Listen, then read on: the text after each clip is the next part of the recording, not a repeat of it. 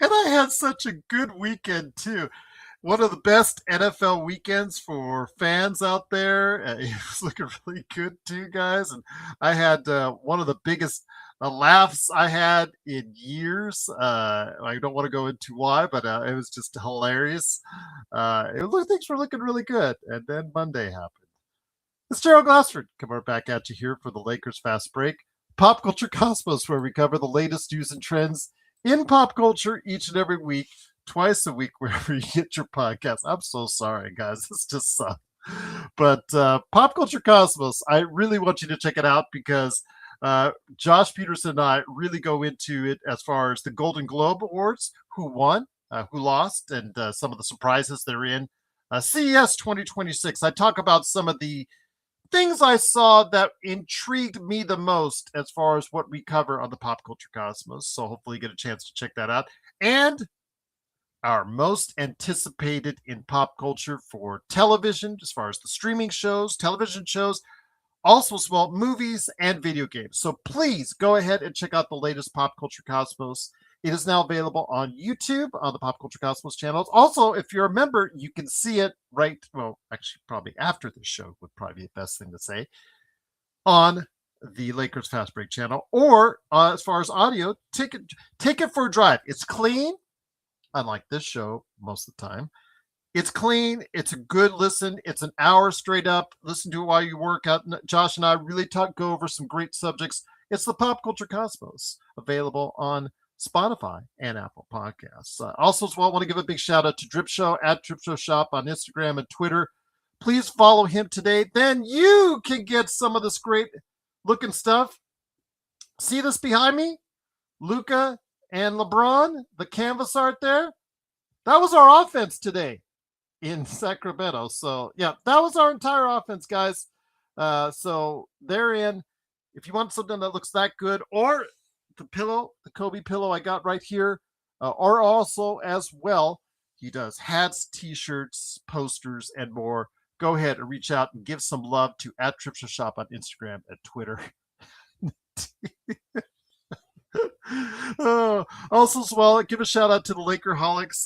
Laker Tom, I think he's still in and around the Northern California area, so he probably threw something at Sacramento.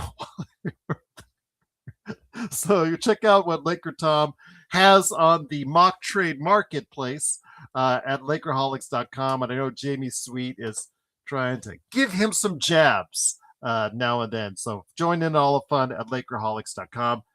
Joe Soro with the Joe Soro Experiment. Please go ahead and like and subscribe. He does a great job there. I know he's probably one of the most angry persons on the planet, because not only did the Lakers lose to a 9-win team, he had his favorite football team that he covers quite religiously, the Pittsburgh Steelers, get their butts kicked in tonight's NFL playoff game, final wild card weekend, ending with a really bad loss for him. So he's not exactly the happiest guy in the world right now as well. But give him a shout out and give him some love. You're awesome. At, of course, the Joe Soro Experiment. And then, of course, John Costa, Clutch Talk of Lakers Corner. Man, he does such a great job. I really root for that kid.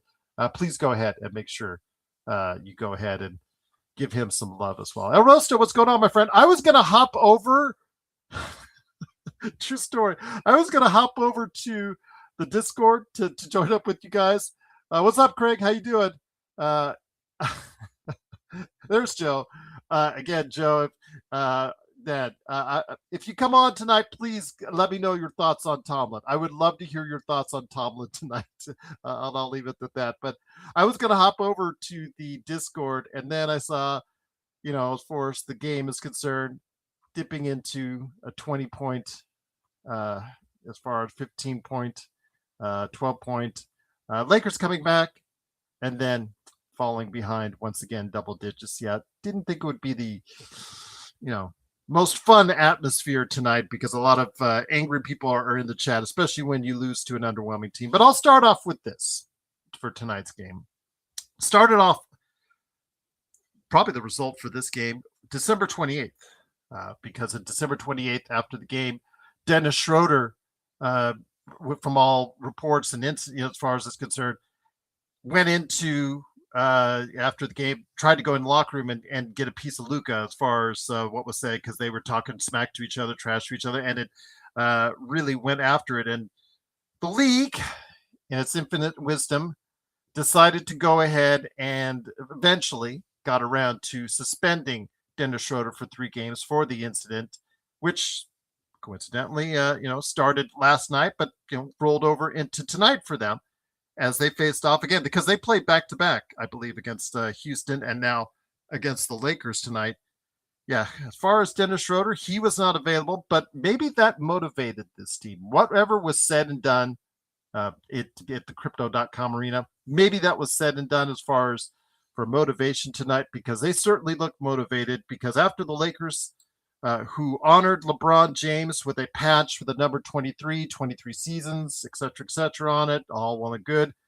He and the Lakers got off to an early lead, but halfway through the first quarter, the momentum started to change, and changed drastically as the Lakers, despite Luka Doncic and his 42 points, 7 rebounds, and 8 assists, just couldn't get it done. The guys alongside him, LeBron James tonight, after that early outburst, just kind of faded into okay for the rest of the game.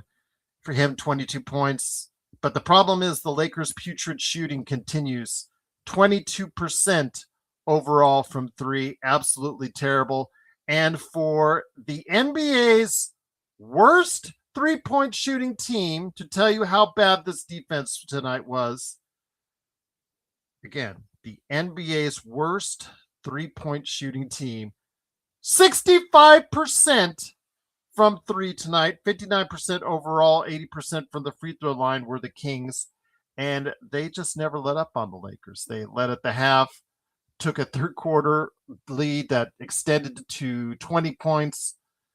Lakers did come back, had it down to 7, but it wasn't enough, as they just kept the Lakers at bay and pulled out a 124-112 victory. Again, in another situation where the Lakers could have moved up in the standings, they have yet again failed to do so. So I want to hear what you guys are doing tonight as far as I'm concerned.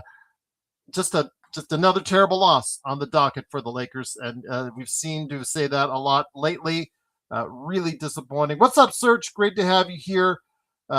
Jason says we lost because of Joe Soro. I don't know about that. I just think, again, a lot of defensive issues off the bench. Jackson Hayes had a nice game, but really they just don't have the kind of firepower. Malik Monk, who's been really much maligned, Malik Monk, who's been benched. He's had DNPs in the past month. He's been resurrected in recent games, and today they utilized him well. He had 26 points off the bench. DeMar DeRozan had 32 to lead the Kings. Russell Westbrook, who's found a new lease on life, 22, 5, and 7 for him, 5 turnovers. But hey, again, he got it done tonight. Zach LaVine threw in 19. Maxime Renaud got in 11. But yeah, today their bench, Malik Monk was the bench production tonight, 26, as the Lakers bench could not match as far as that same kind of production. And the shooting, absolutely abysmal. It was actually below 20% for most of the game from what I was looking at. And it was just really a disappointing effort. Again, Rui Hachimura was supposed to be available coming off the bench, but decided it was a DNP CD for him. So I want to hear your thoughts on that as well. But again, the Lakers lose 124-112. Very disappointing. They fall to 23-14. They're now mired in that junk of a Western Conference race. They are still 5th place as of now, 8.5 games outside of Oklahoma City Thunder. They are tied, essentially, with the Phoenix Suns. Put that into context, guys. We are now tied in the games back behind the OKC Thunder with the Phoenix Suns. So, yeah, that's not a great sign. Houston is having an even worse time than us, but not by much, as they have fallen to 7th. So, yeah, definitely want to hear your thoughts on that, because absolutely the Lakers are struggling right now. And, again, the defense has a lot to do with it. Bench production is a lot to do with it as well. The starters tonight, Marcus Smart, Jake LaRavia, still looking for them because they were nowhere to be found. They were not really good at all tonight. So everybody who was getting high on Jake LaRavia, maybe taking a couple steps back, because 2 points for him, 1 of 7, 0 of 5 from 3. Marcus Smart, 31 minutes, and he scored one more point than us. 1 point, 0 of 5 from the field, 0 of 3 from 3. LeBron was 0 of 5 from 3.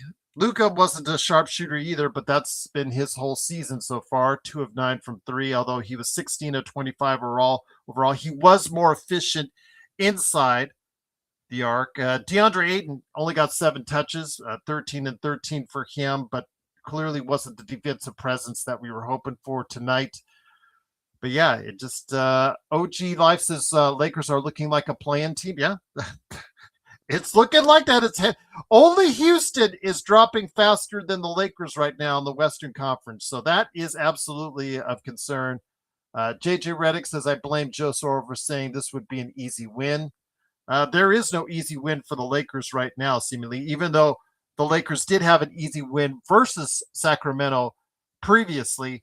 But maybe there was motivation, guys, with what was said and done after that game, with what Dennis Schroeder going after Luka Doncic in the locker room area, and the fact he got a suspension for it. Maybe that kind of fired up the Sacramento Kings, because they've beaten Houston and now they've beaten the Lakers. And while their season is not going to turn around by any stretch of the imagination, it's still, these are games you have to win. These are games on the schedule you have to say clearly they have to win, and they did not tonight. And it's very disappointing. You said embarrassing. Couldn't agree with you more. I'm not going to sit here and tell you differently. Embarrassing is the key word there.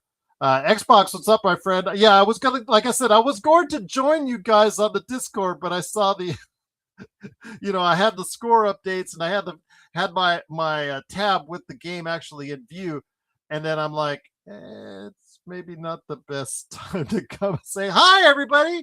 So on the Discord, so yeah, it was not exactly the greatest game to be there, because again, when you lose to a team like this, it's not really that good as well. But I do want to mention as well, I've got an NBA observations I'm going to hear post for our members here after the show tonight.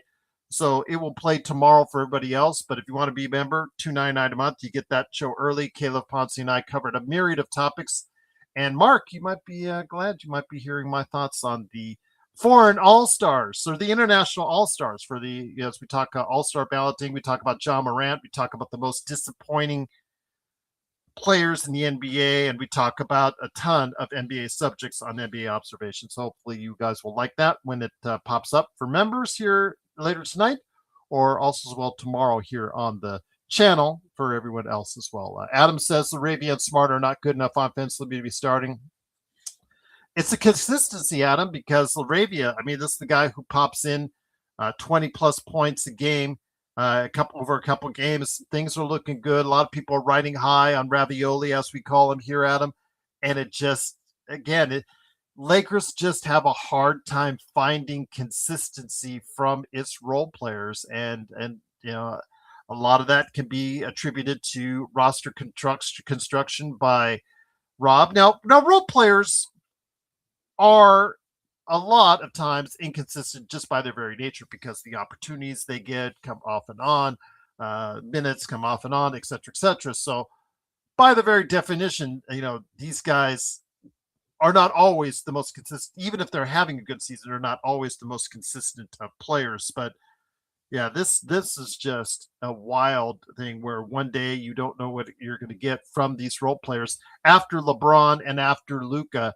Right now with the Austin lineup from one day to the next. And again, even if you got a decent game offensively from DeAndre Ayton with 13 and 13, it just still looked like, as you saw with the defense, he just cannot anchor a high-level defense right now for this team, which is disappointing. But again, he's not on a huge contract. He's obviously looking to get paid or looking to move on. So we'll see what happens if the Lakers want to go ahead and retain him as they look in. But is he the answer? I'm kind of thinking that it's not the answer right now, unless you get a lot better defenders around him. And I'm sure that with Rob, it's going to be the case. But Jeremy, what's going on? Absolutely. It does really show how you, as any team out there, can lose to anyone at any time in the NBA season. And again, if you do not play at that level, if you do not focus as a team, if you do not have a coach that gets you prepared, then guess what? These things happen. This is what my good friend Jamie Sweet is probably talking about in his chat with the other Lakerholics as a Admiral Akbar game, because it's a trap. And it was a trap today, and the Lakers fell into it as the Lakers lose 124 to 112. Once again, they're still in fifth place in the Western Conference, essentially tied with the Phoenix Suns in the Western Conference, now 23 and 14. Looking forward to seeing what they can do to try and rebound from this. But yeah, it is really disappointing what's going on. But they do play the Hawks coming up tomorrow. So we'll see if they can get back off the schneid and into the winning column tomorrow against the Atlanta Hawks. But someone said, hey, I saw your comments earlier, wanted to give you a compliment because you're right on the money. You're right on the money, my friend. If the Lakers were playing in China, you would definitely. Well done, someone. Well done. But I just wanted to give you some props as well, my friend. And again, Stell, JJ is the problem, period. You mentioned your first comment. I saw that as I was coming on the air. Your first comment, Stell, JJ is the problem, period. And it's been asked about me, asked to me about JJ. And, Joe and I have been like all over the map on JJ. One week it seems like he's all right. One week it's not all right. I can just say for myself that it's how long is that act going to be lasting for the Lakers? How long is it before they tune it out? His rhetoric, his stuff that he says, his inexperience as a head coach seems to come out from time to time altogether too much during the season. He does have some things that he implements that have been promising, that have been uplifting, that have been helpful to this team. And obviously the start of the season, he was punching a lot of the right buttons. But right now, with the Lakers defense, with the Lakers just as a rotation right now, just as their role players, it's just not working. And could it be something that he's not connecting with the locker room right now on?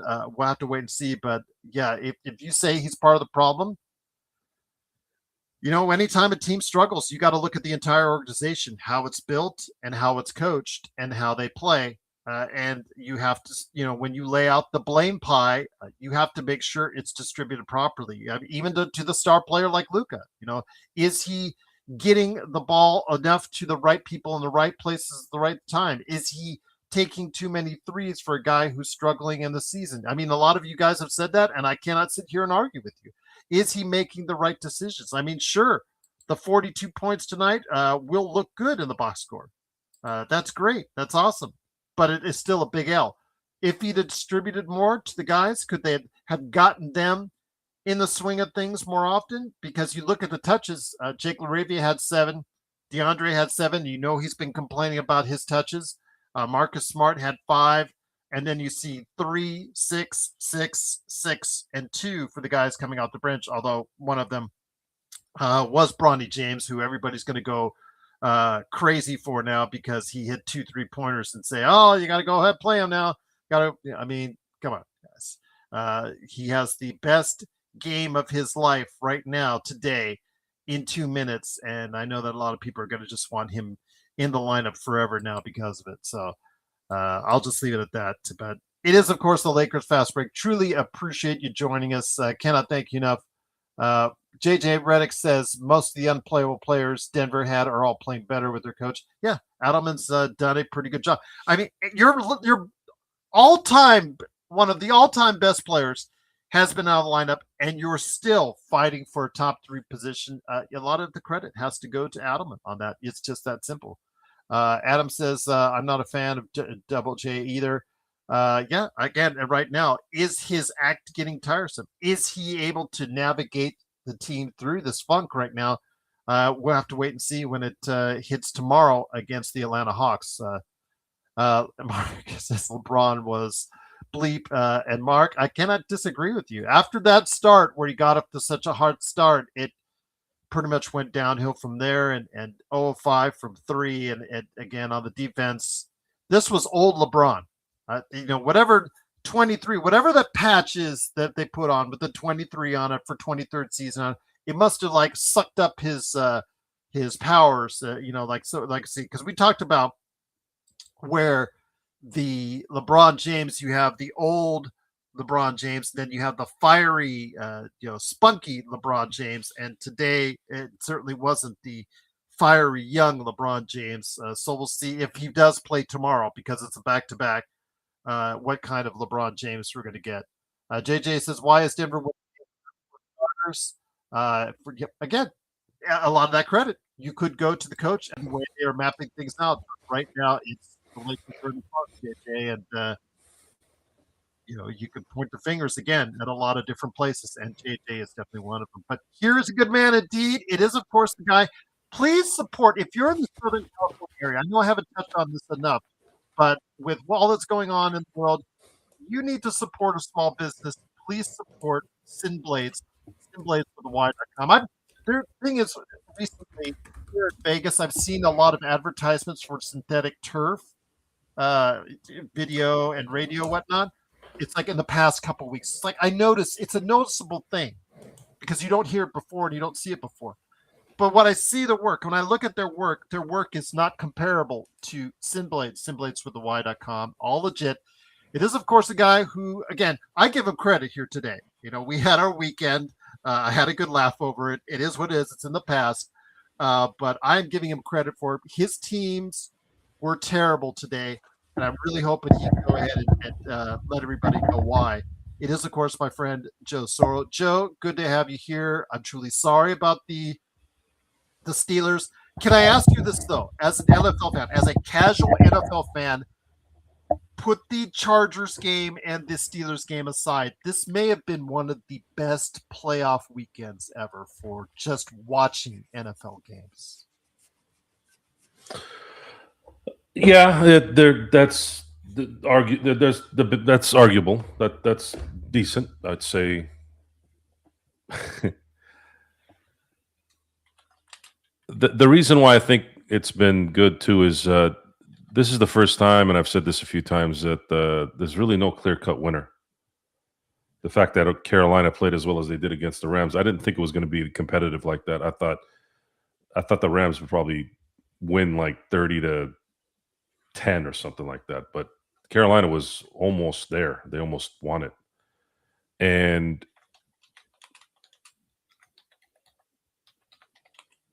my prediction for the Super Bowl is still kind of up in the air. I have no idea how it's going to play out.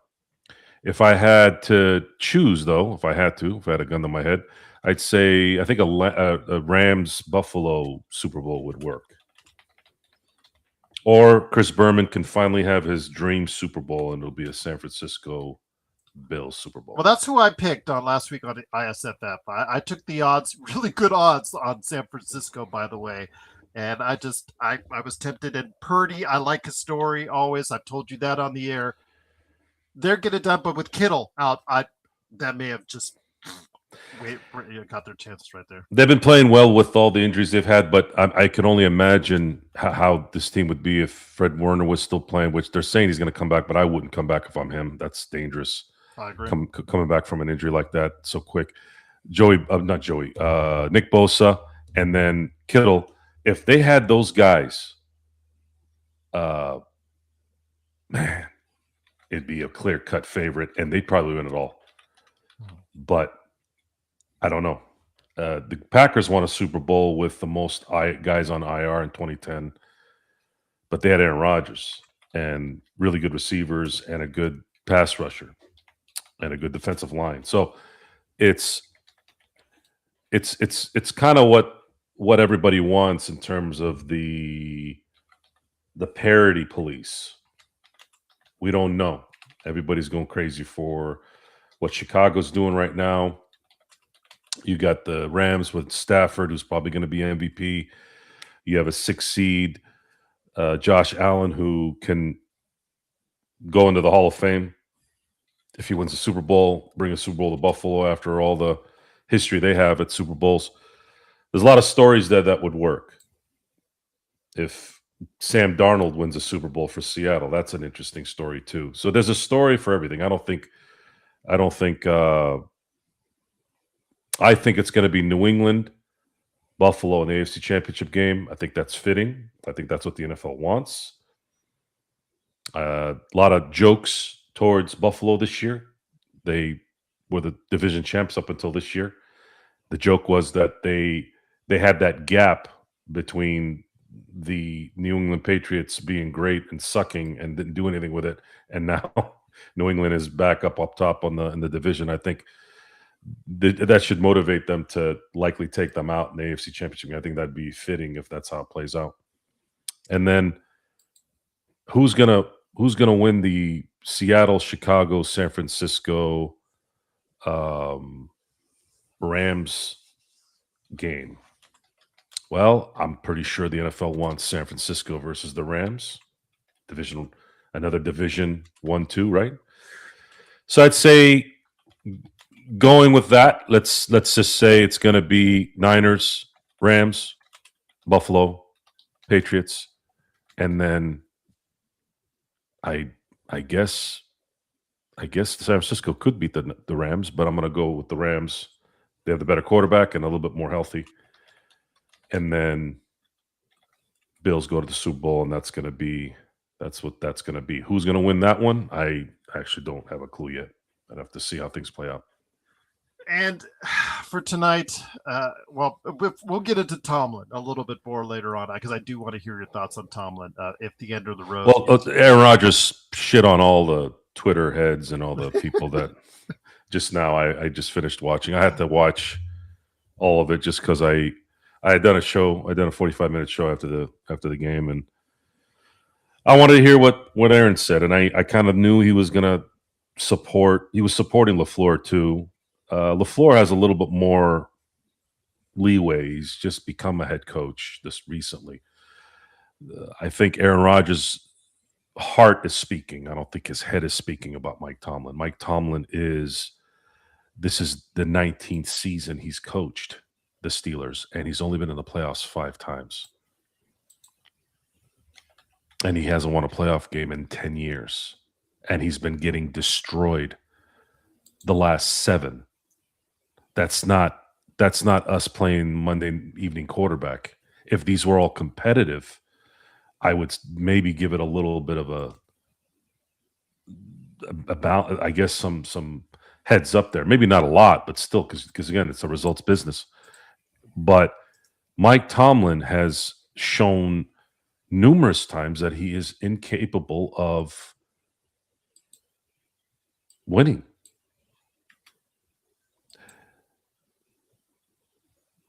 The Houston Texans today were practically giving the game to the Steelers tonight. C.J. Stroud in particular. 2 fumbles and an interception that resulted into 2 field goals. And 2 of those was on the Texans side. So what do you want me to say? What do you want me to do? You have another diva receiver. Am I supposed to not look at the pattern that's going on here? Tomlin can't control DK Metcalf. Couldn't control George Pickens. Did you hear anything out of Dallas with George Pickens, by the way?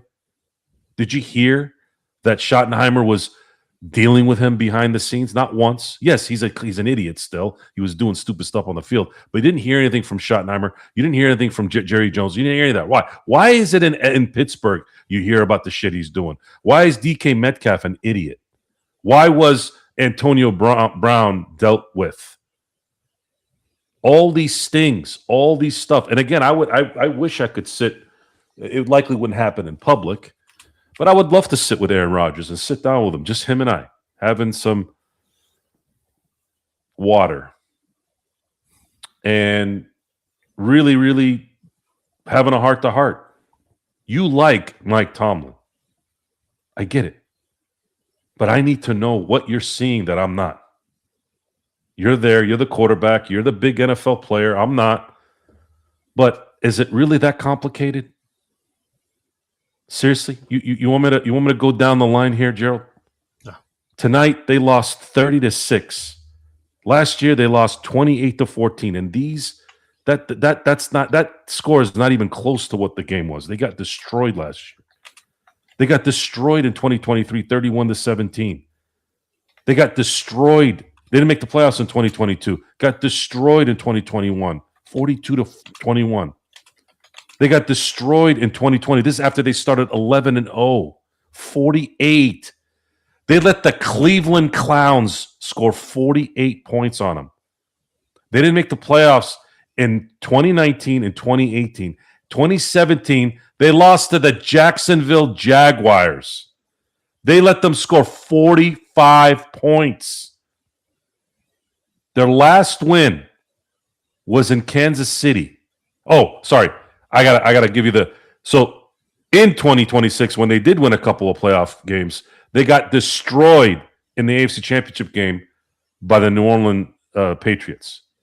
36-17. You see a pattern there, Gerald? Either they're getting destroyed by double digits, or they're allowing the opponent to score 45 points in a playoff game.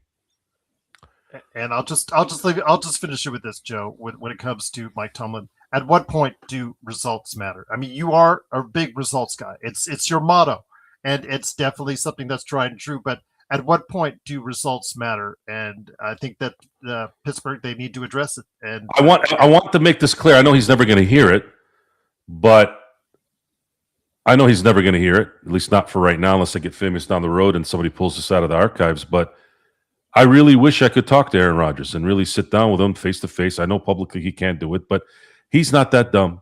I know for sure if I had him, I sat with him one-on-one, I think he would understand what we're saying.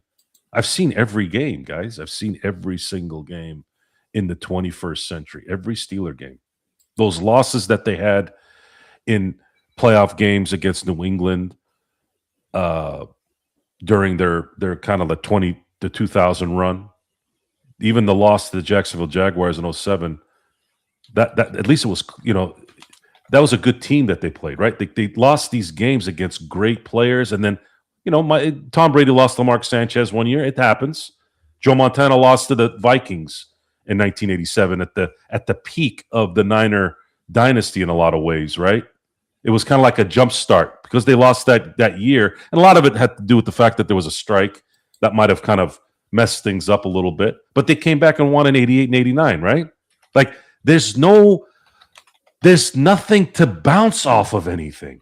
It's the same thing every freaking year, over and over and over again. When does it get tiring? With Aaron Rodgers, without Aaron Rodgers, with Doug Hodges, without Doug Hodges, with Ben Roethlisberger, without Ben Roethlisberger. Well, what's the freaking common denominator? You keep getting these new offensive coordinators. Oh, we got to fire Arthur Smith. Well, who was it before? Matt Canada, we got to fire him. Todd Haley, we got to fire him. Bruce Arians, we got to fire him. You got to fire everybody except the fucking guy that's been there the whole time. The whole time. Common denominator is Mike Tomlin.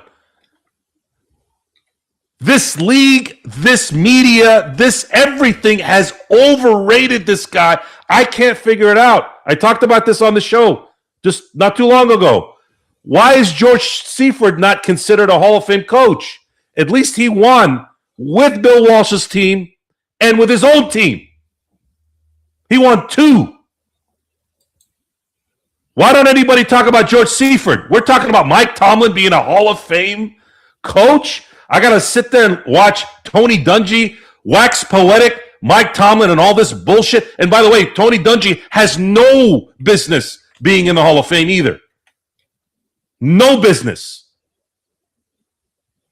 He couldn't get Tampa over the hump. They had to go get John Gruden to win a freaking Super Bowl. And John Gruden isn't that good either. What is it? What don't we know? I know that most of the Twitter heads, armchair quarterbacks, are sloths, slobby, overweight chumps. I get it. Totally get it. A lot of them are just every week, fire this guy, fire that guy. We're not. Some of us are not those guys. I'm not out here trying to fire everybody.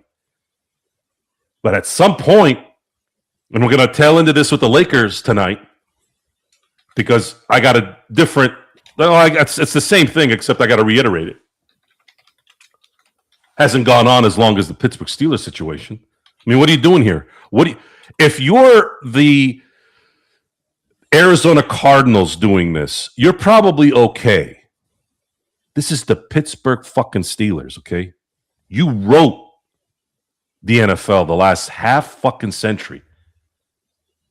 6 Super Bowls. Steel Curtain. Troy Polamalu. James Harrison. Some of the greatest athletes, not just football players, that have ever roamed sports, played for this franchise. You have 6 Vince Lombardis in your trophy cases. Are we supposed to sit here and be happy with mediocrity? No. And Aaron Rodgers, I love Aaron. I respect from up and down, and totally get that you're supporting your boy. But your boy sucks. He can't develop. His team is ill-prepared 3 or 4 times a year, and always ill-prepared during the playoffs. Always. They almost lost Super Bowl 43 in the fourth quarter because for some reason this guy does not know how to coach at the end of the games. Very similar to Kyle Shanahan. Kyle Shanahan has this problem in San Francisco. That's why he hasn't been able to win anything. And it wasn't just in San Francisco. It was in Atlanta too. Couldn't close out the New England Patriots with a 25-point lead late in the third in the Super Bowl. What do you want me to say at that point? Is it luck? Is it chance? If it keeps happening over and over again, at what point are you going to figure that out? And it doesn't matter what the tools you're using. What tools are you using? You're using all these different tools, and the result is the same. So what if you're a problem solver, what are you going to go to next? What? You go to ownership, who enables it, right? And the guy that's in charge of your business, your team. Now, it's different in with the Lakers. It's different with the Lakers. Tonight's game, unfortunately, I only got a chance to see the fourth quarter. But it seems like the fourth quarter was pretty much the same as the first through the third. The Lakers, in a lot of ways, are like the Steelers in that they keep trying to put together something that's not going to fit. But the good thing is there's hope. The new leadership is transitioning in. This is going to get changed. It's going to happen. And the NBA, unfortunately, has a strict salary structure that you can't just let people go or trade them for something without having to literally do 200 things in a contract. So the inevitable downfall of the 2026 Lakers is not likely going to happen now, even though they lost tonight. It's likely going to happen probably in April when they start getting into the playoffs, and then that's when things will probably hit the fan. But at least there's hope at the end of this season. $100 million worth of contracts are going to drop off. The Lakers are going to have a clear slate. I feel very comfortable in feeling, especially if it really ends badly, I feel pretty comfortable in that the management's going to get rid of a lot of the trash that's in the front office. And when that starts to happen, you guys are going to start getting excited, because then they're going to start putting the right people in there. How they build it from there, again, I still think that they could put some things together this summer with the availability of some valuable players. Nothing drastic, but I think ultimately maybe next year will be the one that puts them over, and you can say, okay, well, this team's going to basically make a run for the next 5 years. I believe that's what they're working for.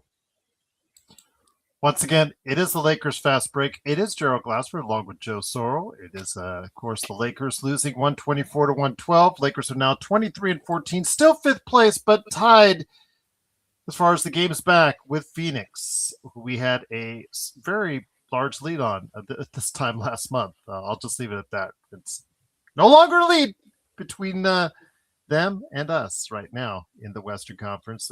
Only Houston is doing worse than we are as far as the free fall is concerned. And here today to discuss this latest Lakers performance, a good man indeed. Please go ahead and stop on by Lakers Corner, wherever you get your social media, for his 3-minute report, which he's already done. He had his young lady by his side. It is a good man indeed. It is, of course, Mr. John Costa. John, great to have you here.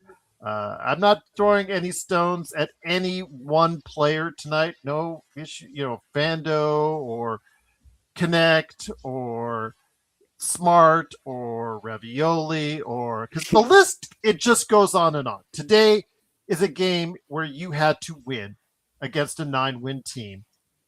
You didn't seem very motivated. Maybe they had some motivation because of what happened on the 28th with all the smack that was talked about that Dennis Schroeder got suspended for. Maybe they really came across a motivated team for that. They did get a win over Houston as well, so they are lucky to get 2 free-falling teams on their docket on the schedule. But tonight, the worst shooting team from three-point area shot 60+%. 65% from 3 tonight. The worst shooting team in the league. People talk about the Lakers defense and whatever. Anybody they threw out there tonight wasn't solving the problem. Jackson Hayes, okay, did some nice things, but Jackson Hayes, that what you see tonight is about the maximum you see from Jackson Hayes. Okay, nobody else gave it their maximum, and Luka, again, 42 points tonight, looks good on the stat sheet, but I don't know, he's just not having the trust in his teammates, because when he tries to do so, it's not working both ways right now. And again, JJ is guiding this mess, and I'm not sure he's guiding it pretty much different than the Titanic was when they went into an iceberg all those many years ago, my friend. This is bad, guys. Honestly, I'm gonna be 100% honest. We just don't have the right tools. We don't have the right tools. As Joe was talking, I thought of the analogy of like we're trying to cut steak, but we have like a plastic spoon. We don't even have a plastic knife.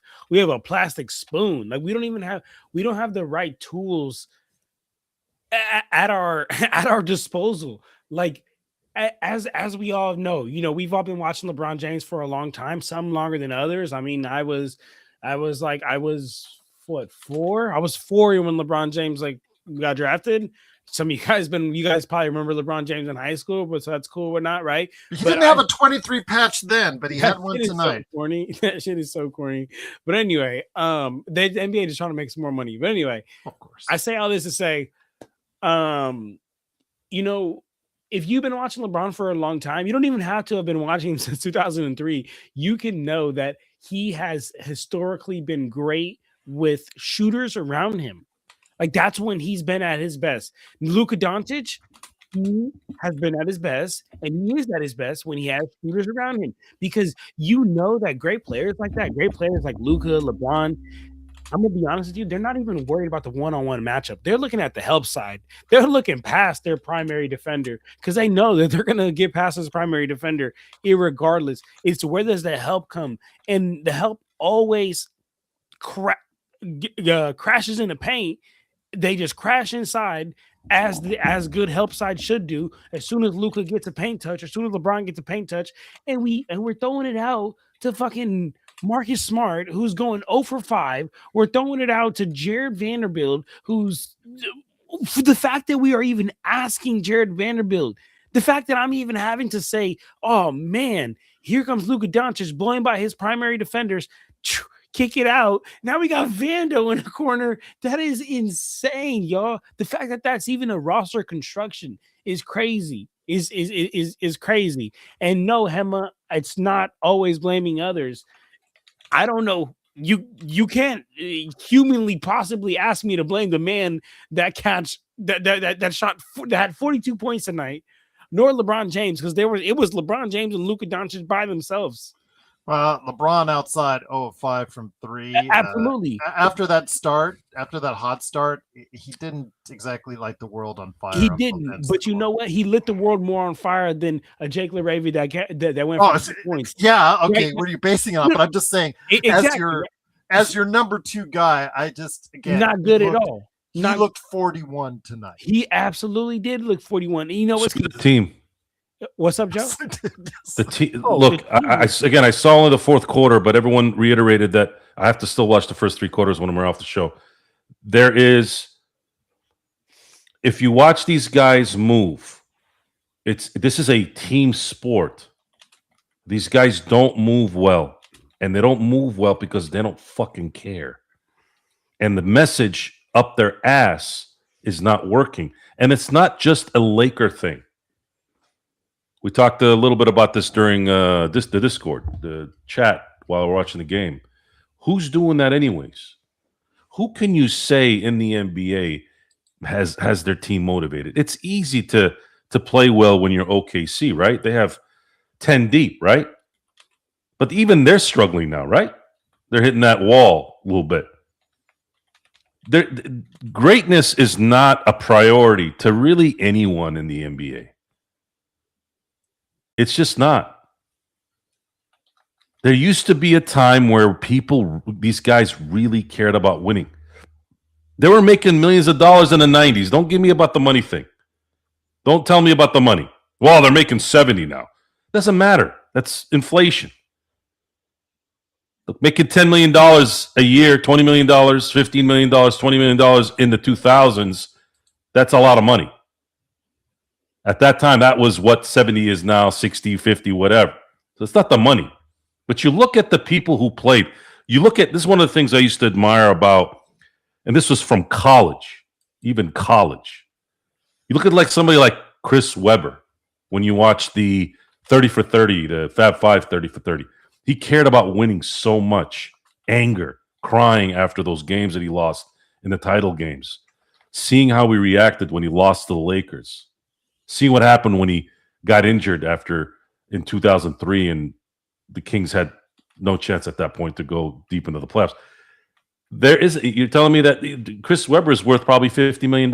So what? Is it money? Shaq cared. Even though he was kind of flamboyant and wanted to have fun too, he cared. Kobe cared. Duncan cared. AI cared. These guys cared. They wanted to win. They wanted to play in the All-Star game and have it be competitive. This culture does not. So you have to make a decision on what you want to support. Do you want to support the past? If you do, I suggest you go download old games and watch them. That's it. Believe me when I say this. I was just watching the documentary of The Birth of a Dynasty. You're seeing those guys in Portland. You're seeing those guys in LA, man. They're all rich. They're all millionaires. Arvydas Sabonis, Rasheed Wallace, Kobe Bryant, Ron Harper, Robert Horry, Shaq. They're all millionaires. Man, they were tooth and nail trying to win those freaking games, man. Those days are gone. I'm not talking about just in the playoffs, too. I'm talking about in the regular season. Even though they weren't winning 70 games, they were still battling. You felt like they were trying to play for something. These guys don't give a shit. You look at the way they played in the fourth quarter, and things got close for a minute there. They were down 7 against the Kings. This was their 10th win. Guys, let me say that again. This is the 10th win for the Sacramento Kings on January 12th. The season started in October. That's fucking crazy. And you got your ass kicked by the worst three-point shooting team in the league that looked like they were Larry Bird all over the place. That's a you problem. That's a desire problem. And that's also a break in communication with J.J. Redick. J.J. Redick, it's looking like, and it was always kind of festering in there, but you wanted to give it a chance. You don't want to be unreasonable, right? Be a cup half But full type guy. but he doesn't have the temperament for the trade, or this is the wrong team, which it is in general. But he's probably better off coaching a young team that is more apt to listen to him. A team that has young talent that doesn't have a lot of pressure on them, like a Charlotte team, hell, even a New Orleans team. That's probably where JJ should have started. Starting with the Lakers was a bad move on his part. A really bad move. It was. And the thing is, if he had come in like Steve Kerr, where Mark Jackson set the stage for him, and again, I'm not against the fact that they got rid of Mark Jackson. Mark Jackson has a personality that doesn't have any compromise. They have to go that route. Steve Kerr is a compromising guy. He's kind of a wuss, and that's the point. A lot of times company men that have a little bit of brains, which he does, are perfect in those moments. And that's what it was. It's the perfect time to put that coach in there, right? Kind of like Phil Jackson, even though Phil Jackson's a great coach, 2 times he had teams that were at the cusp. He came in and took them over. That's what he does because he's best coaching talent. Some guys are better coaching mid-tier talent in a group setting, i.e. Larry Brown type coach. But I don't know if I could compare JJ to Larry Brown, but he'd be better off coaching a young team, not the LA Lakers, in between a rock and a shit stain. Yeah. And we got to get rid of that shit stain, and it's looking like it's going to happen in about 3 months. We got to get rid of that shit stain. Are you referring to LeBron as a shit stain? No, not LeBron. His surroundings are, yes. I got you. Yeah, I mean, I do think we need to get rid of Rich Paul. Look, I have ignored on YouTube this fucking Rich Paul talking to Max Kellerman. I don't know who the hell thought of putting these 2 guys together. Like, these guys are popping up all over my feed, and I'm like, what the fuck is? I don't want to listen to fucking Rich. Honestly, it's kind of funny. Like, seriously, I gotta listen to this fucking idiot just say, let's trade it for Triple J. Yeah, I spoke about that on NBA Observations here. That I'm like, you stupid fucking moron. That we're in this situation because of stupid asses like you that are calling the shots. Yeah. Now I want a Triple J if you had to get a defender on the team, but he's playing, and for the money he's at the expense of more talent. I'm talking if they want to drop the contract, because we have expiring contracts. So I just I've been going back and forth on this.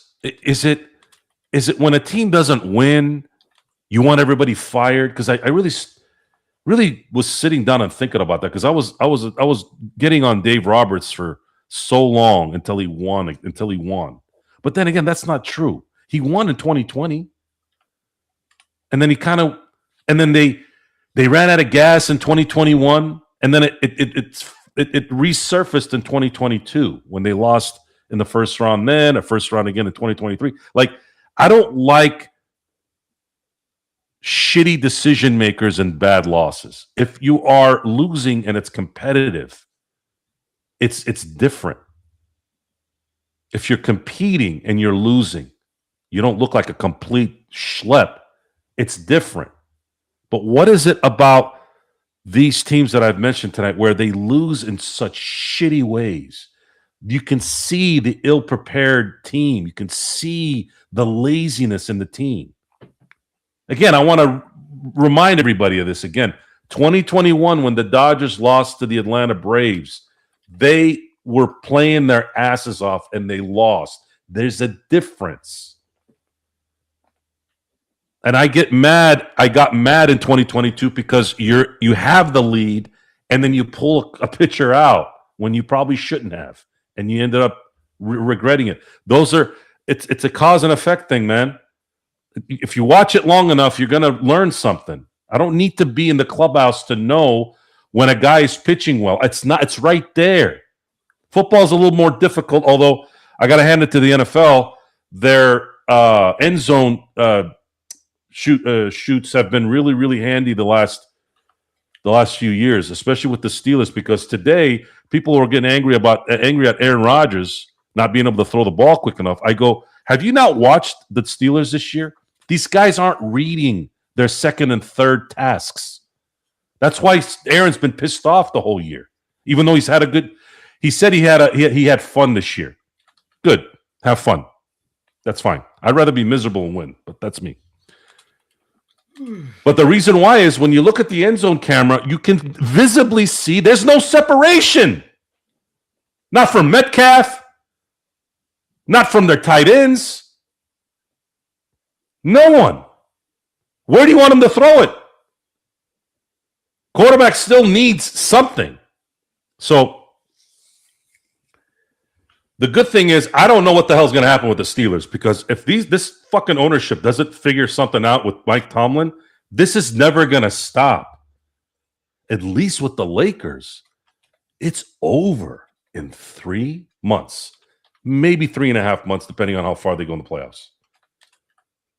It's going to be over, and then we're not going to have to deal with this anymore. That is what's exciting.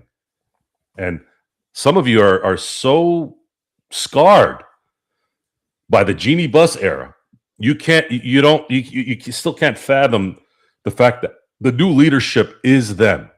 I'm telling you right now, Mark Walter and the people he's going to have build this thing are going to do it right, and you will be very happy. So hang in there. Hang in there, buddy. Yep, hang in indeed. I got something for you coming up here, John, from your good friend Black. But 124 to 112, the Lakers lose 23-14 for the Lakers. They are fifth place in the Western Conference. Did Black's first original statement? It came up right here. So this was from Black. This is the product you get when you have a fraud like LeBron James leading the team. So, John, I will let you. You know what's hilarious? Black. You remember what was hilarious? Black was nowhere to be found in these last couple of post games when Joe and myself and Gerald and everyone, we've all been like, damn, like LeBron James just putting on a masterclass. Like they fucking up. And you know what's funny is that Black just only shows up on bad games like this. But I like it that he's here because you know what? He can our ratings do go up when we lose. Hey, come on. We here for the ratings. But I like the fact that he's here. One, because thank you, brother. You helping all of our channels. You helping the watch hours. You helping everything. So thank you very much for that. But the other reason I like that you're here, brother, is because you could see that we keep it real around here, man. When LeBron James does good, we praise him for it. We give him the glory he deserves at times. But when he plays like ass and when he does shit like how he did tonight, I mean, he started off pretty well, to be honest with you.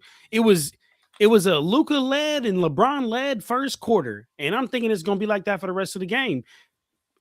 Lo and behold, that's not what we end up getting. But I say all that to say, I love the fact that you're here, though, brother, because you can see that we honest around here. We're not the bronze sexuals, right?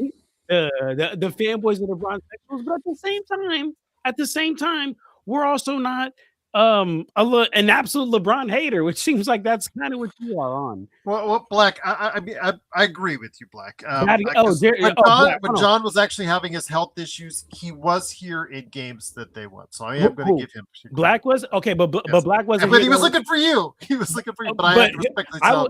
I want to know where Black was. I want to know where Black was during the game the other day when Joe himself, we were all like, man, God, this is a LeBron fucking masterclass, and we dropped the ball. Or I want to know where he's been in the last couple of games when LeBron James has been playing very, very elite. To be honest with you, again, nowhere to be found then. So, I mean, you can't blame someone that only shows up in times of talking. So I'll say this with LeBron again. I'm here regardless. As we've said, John, and as we've said, Joe, that LeBron at 41, I'm sorry, it's just father time. That's crazy. tapping on your shoulder.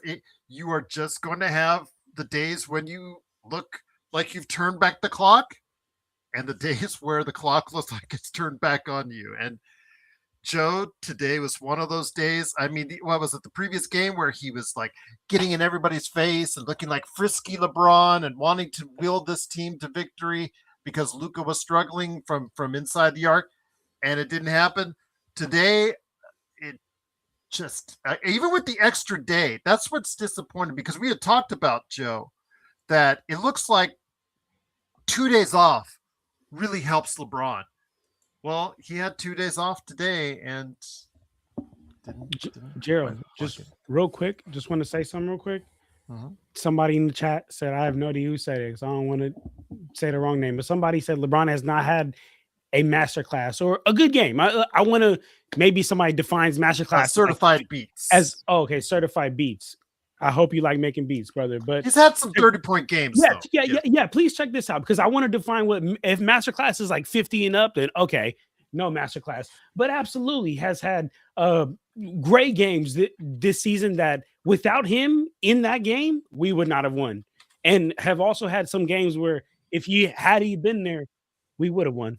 So, and it's also to tie into where, of course, Joe, that LeBron's first NBA game was on the road at Sacramento.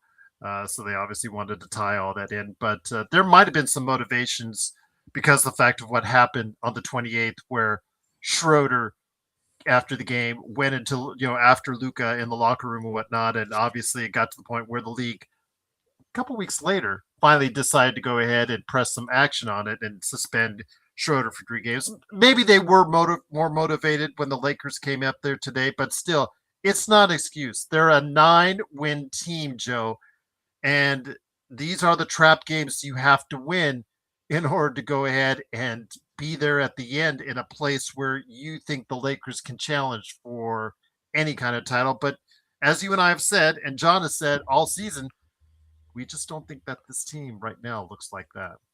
Such a stupid decision by the NBA. Other than Kings and Lakers fans, and maybe a purist, who's watching this game tonight? You would have given you could have given a lot of people an excuse. Ooh, I want to watch what happens with Schroeder and Luka. Instead, you suspend him because he's going to the locker room. And they sat on this, Joe. They sat on this. Such a stupid. I loved Adam Silver for a decade. He has been a bumbling, stumbling chode the last 6 seasons. What the hell happened to this guy? He lost his balls after COVID. All of it. For what? For money? For gambling? Like, what is it? What's going on here? Why would you suspend Schroeder? Your league doesn't have enough eyeballs on it. You don't have any contracts with regional television stations. Baseball has that problem too. I don't understand what these guys are doing. I'm not going to blame all of sports and television for this, because the idiots 30 years ago who kept bitching, I just want the channels I want. I just want the channels I want. I don't even watch half the channels on cable. Well, bitch, now you got to go to 7 subscriptions because you're a stupid ass. It used to be just satellite, cable, and then you'd be able to get something on the antenna if you were smart enough to figure it out. Now I got to go to fucking Peacock. I got to go to fucking Amazon. I got to go to freaking Paramount. I got to go fucking Fubu, Tubi. I don't know what the fuck they are. There's like 15 of them now. If I didn't have a super box, I wouldn't know where to go. I'm good with that shit. That shit is good.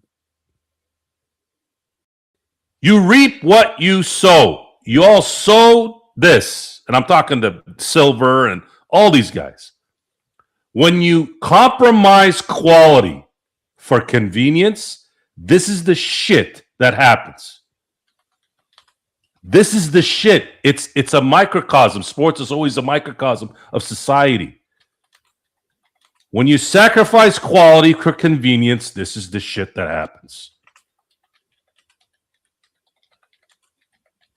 Once again, it is the Lakers. Cooked. There you go. Losing tonight, John. Unfortunately. I think when it comes to LeBron, obviously at 41, he cannot give you that winning basketball each and every time out as far as what he once did or close to it for a consistent level time. He has played well. Any 41-year-old still be able to score 30 in the league. You got to give him his props to some extent. But today was a day where it just wasn't there. And Luka 42 today, it's great on the box score and whatnot. But Luka, at this point in time, he should not be totally moved off the radar as well as far as the blame pie is concerned, because he needs to play a better brand of winning basketball himself.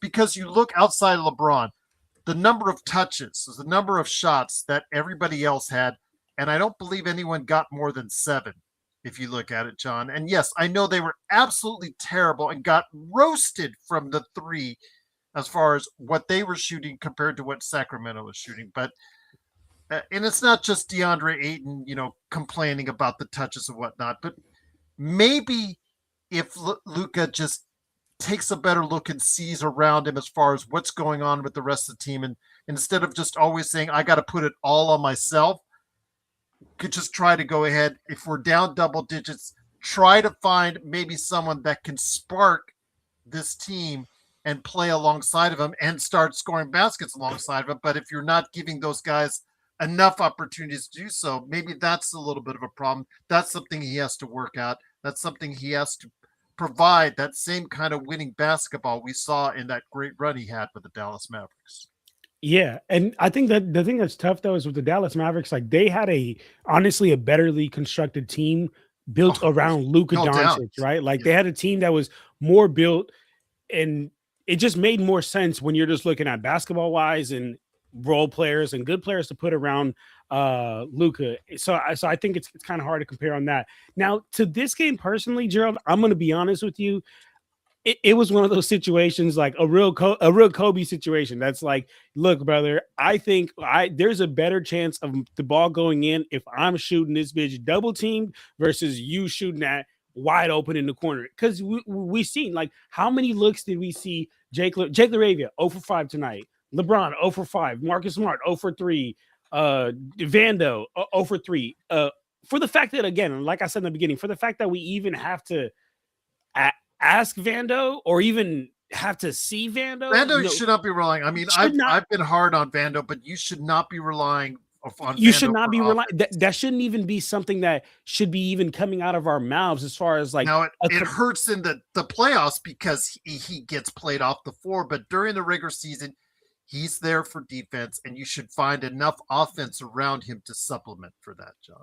Yeah, absolutely. Right. So I think that like in this game in particular, yeah, I agree with Luka to where it's like, look, brother, like you clearly not hitting, and I'm probably the best alternative that we got right now. So this shit going up double team, this shit going up triple team, unless you right by the hoop open, this is going up.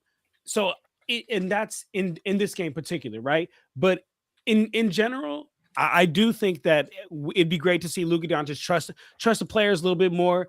Again, it does fall into one of those tough situations that it's like, do we want Luka, even though Luka is driving to the hoop? Like today, actually, for example, perfect play. I think it was in the third quarter. Luka Doncic took his primary defender to the hoop like he does 9 times out of 10. He's going to beat his primary defender. Defense crashed, and then I don't know if y'all remember, but he threw this like overhead pass to the left corner. Vando is sitting in the corner, and I'm thinking like any other player, this is a cash shot, like wide open. It even happened to LeBron too, and they both missed it. Now, for the fact that we even have to have a player like Vando out there, like I'm big on putting yourself in positions to succeed, and you're not putting yourself in a position to succeed by asking Jared Vanderbilt to be waiting out there spotting up for a 3. That's an unlikely outcome, and right now we're just having to rely on that way too much. Like any team that's asking Vando to shoot 3 threes, I'm gonna pull something up right here. I believe he probably shot more than 3 threes last game as well, and probably the game before. And that right there is the problem within itself. He just shouldn't even be having to take those kind of shots. And with tomorrow with the Hawks game, Okay. Rui Hashimura was held out of tonight's game so he could play tomorrow's game. We don't know the status of LeBron playing back to back, and then Luka, I guess after post game, said he felt something in his groin thigh area before the game, but decided he was good enough to play. I want to talk to you about this, Joe. JJ Redick, because we put the blame pie on Rob for constructing this team. We put the blame pie on the players. But there's some things I have as far as JJ. Obviously, the Rui thing. A lot of people in hindsight will question that because Rui could have provided something off the bench tonight, maybe in three-pointer. I mean, my gosh, you can't shoot much worse than the Lakers did from the three today already. But also as well, the way he calls his timeouts, he does the Phil Jackson thing where he lets runs happen for the other team, and I'm not sure I like that for this particular team. I don't think it works. Again, in the first half, the Lakers were they fell about 5 to 7 points behind, but he let it stretch out they went on a run and let it stretch out to, I think, 14, 16 points before calling a timeout. And I don't know. When it comes to the long term for JJ Redick, I think there's still a lot of work yet to be done before we can actually say if he's going to be the coach for us long term. Because, I mean, Stella put it, as far as for Ham being a better option. I don't know about that. Frank Vogel being a better option. That same question could be there, but I don't know about JJ Redick's long term status if he just is not able to be consistent with his coaching as well. Well, much like a fight is styles make fights, that's a old cliche. For some of the older crowd that has been watching us for the last 6 years, I got in 2021, so I still was here for a lot of the Frank Vogel era games. I think when I look back, I don't think I ever remember clowning Frank Vogel. I thought Frank Vogel was the perfect coach for this team. Talk about his offensive schemes, and I know Jamie always did, but defensively, he was a better defensive coach than. So here's how I explain that. When you have LeBron James guiding your offense, it's a LeBron-centric team. So yes, he wasn't an offensive guru, but man, that man could coach defense. And with Anthony Davis missing half of 2021, they were still the number one defense in the NBA. And they hit their stride at the end of the year when he got back until he blew a tire. Frank Vogel was the perfect coach for a LeBron team. And it would have been good for a Luka team too, because Luka and LeBron run their game. They run the offense. They're like Peyton Manning. And Vogel took care of the defense and was a good communicator. They trusted him, at least from what I saw. This is where my disdain for the Buses actually started. The way they treated an NBA championship team of your team. And the fact that half the damn team was injured the following year because Silver wanted to not miss the calendar for 2022 and ended up screwing half the league. It's just, let's talk about tonight. I watched the fourth quarter, and it doesn't look like I missed anything in the first three quarters, okay? Let's look at the basic stats here. Your two starters who played over 30 minutes scored 3 fucking points total together. 3.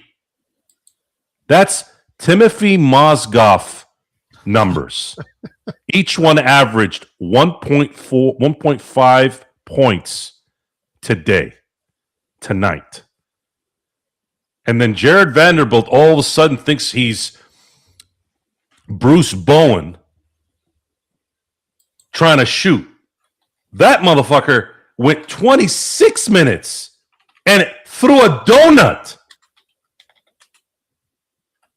3 of your guys that sort of play defense gave you 3 fucking points in a 48-minute NBA game against one of the shittiest teams in the NBA.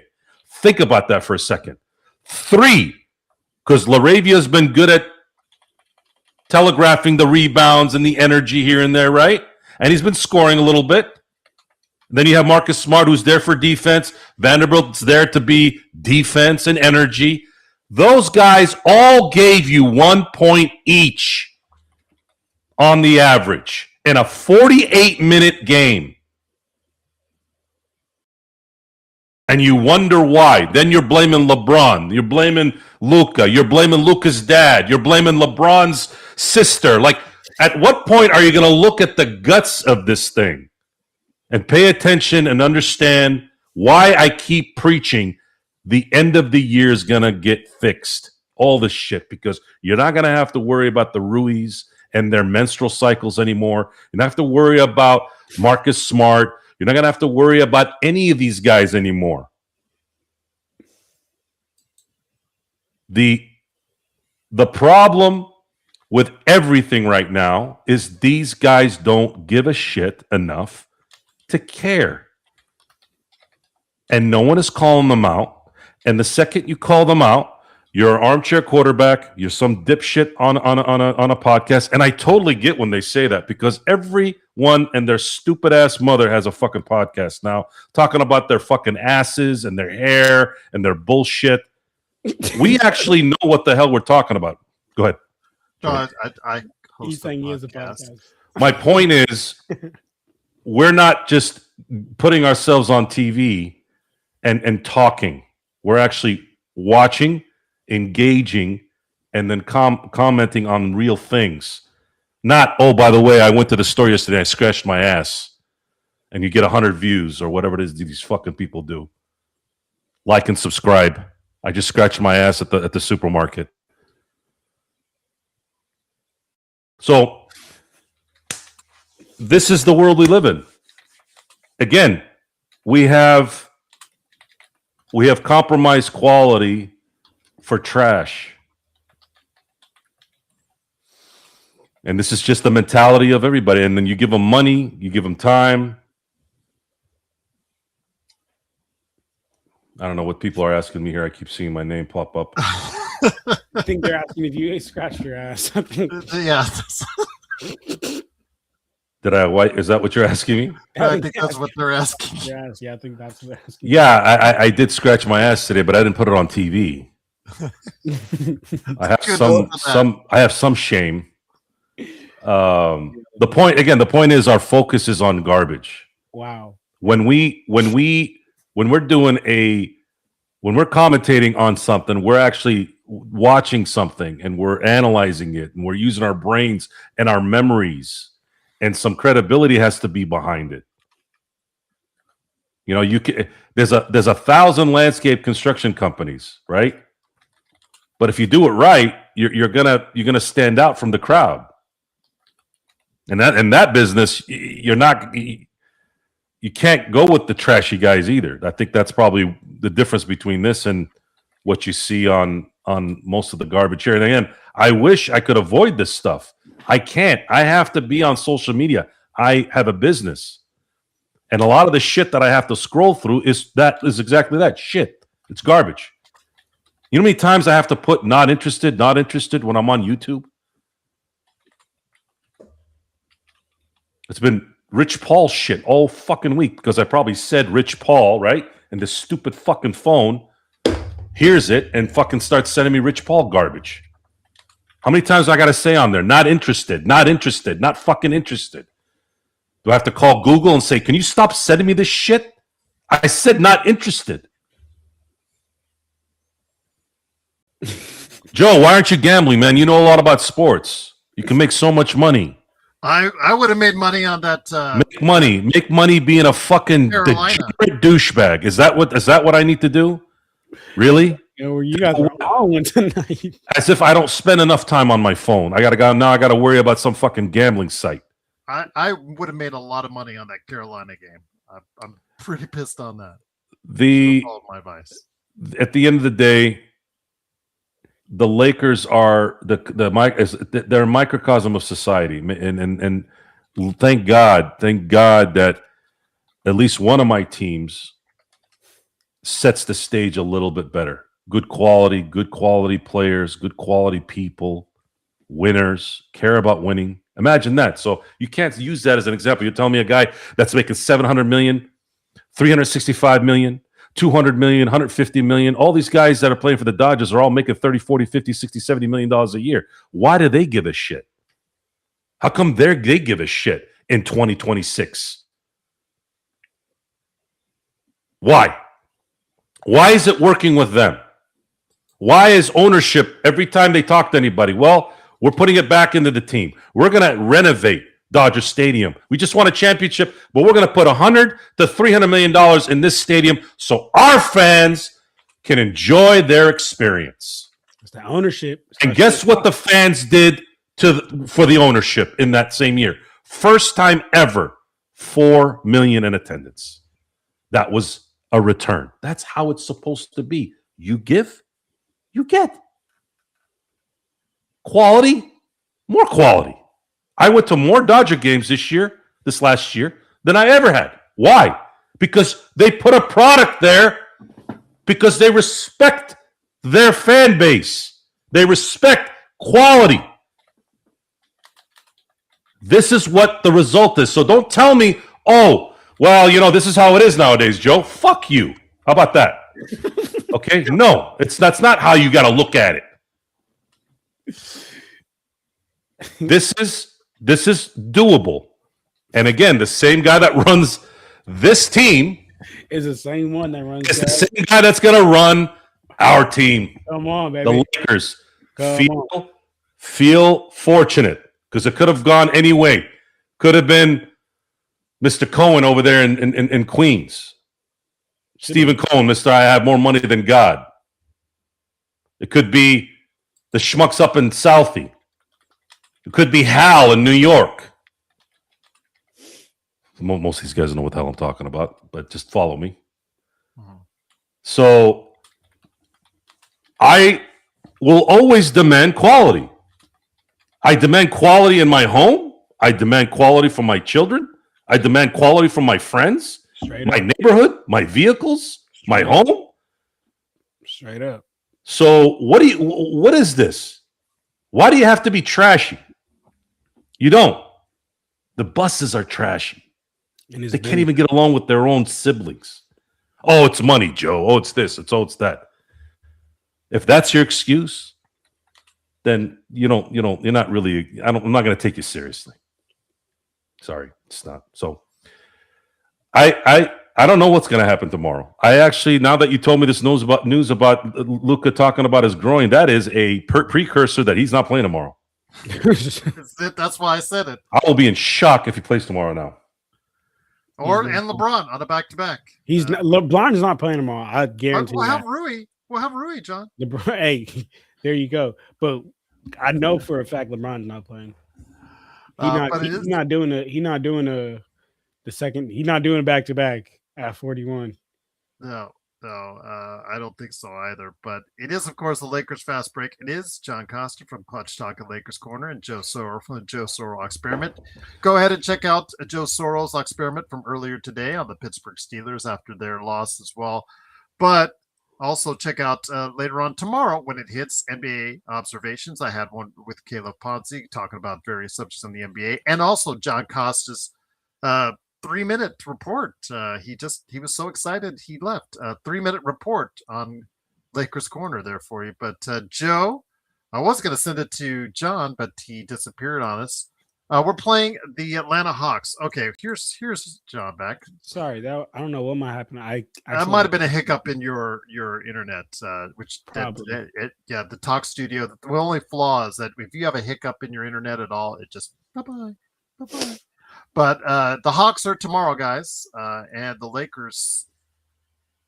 I don't know who's going to show up tomorrow. I mean, Rui is going to be there because he was held out today. Not like they needed him. But let me hit you with this. Craig said earlier, and Tough, thank you for reminding me on it.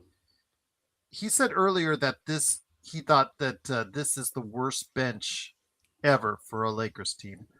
I don't know if I want to go there.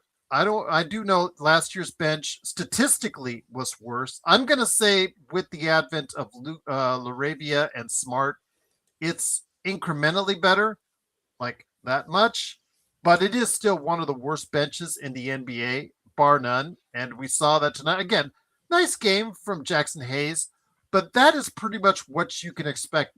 Jackson Hayes maxed out Jackson Hayes tonight, 5 of 6, 12 points tonight. Again, he's having a nice season as a backup. The only backup I think that is really having a nice season as far as consistently, as long as you keep feeding him the ball in those lobs.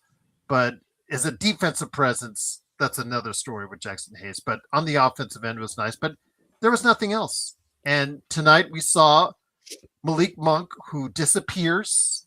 He's been benched. He's been not utilized, like Keon Ellis, like everybody's favorite trade guy, Keon Ellis. They've both been starters, then they're benched, then they're not playing, then they're coming off the bench. Well, Malik Monk came off the bench today and scored 23 points and was shot unconsciously along with the rest of the Sacramento Kings. Your thoughts, my friend?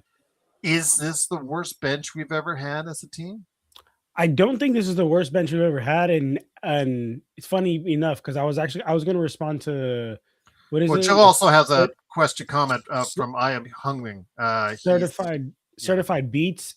One, give him a shout out because I agree. Around from the 2012 to like 2015 was like horrific benches. Like I just think one of our worst benches. That's why I don't want to say it was the absolute worst. And yeah, and also to be real with you, I think it looks a lot worse right now, especially because like Reeves has been out for so long. Because to be real with you, I know Reeves is not a bench player, but if you can stagger the minutes the right way, you can have a Reeves or a Braun or a Luka out there to where it could not look as bad. So right now it looks just absolutely terrible. And then also to Certified Beats, bro, you have to use your brain here, all right, brother? I understand that he's getting 55 mil, which should have never happened from the rip, which is something we've all talked about here, which is an issue that started from where? The top of the snake, brother. It started with ownership. This should have even never been a thing, but we got to deal with reality. It is a thing, and guess what? You know what else is reality? He's 41, and he is in a league of 23, 24-year-olds.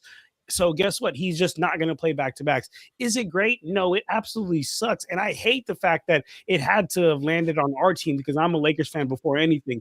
But brother, you have to get with reality. And a lot of people, regardless of whether you like LeBron or whether you don't like LeBron, whether you think he's the greatest player ever or you think he's the worst player ever, you have to deal with the reality here, guys. Like if we want to be Lakers fans, if we want to just be straight up LeBron haters, then yeah, we can be delusional all day and be like, oh man, what the fuck? But reality is we're here, and it's unfortunate, but yeah, he's absolutely not playing. So that's why I mentioned his age, bro. He's 41, not playing in the second out of a back-to-back. So Joe, again, I last year's bench of this decade was probably the worst. Well, it's one of the worst benches statistically last year in the NBA.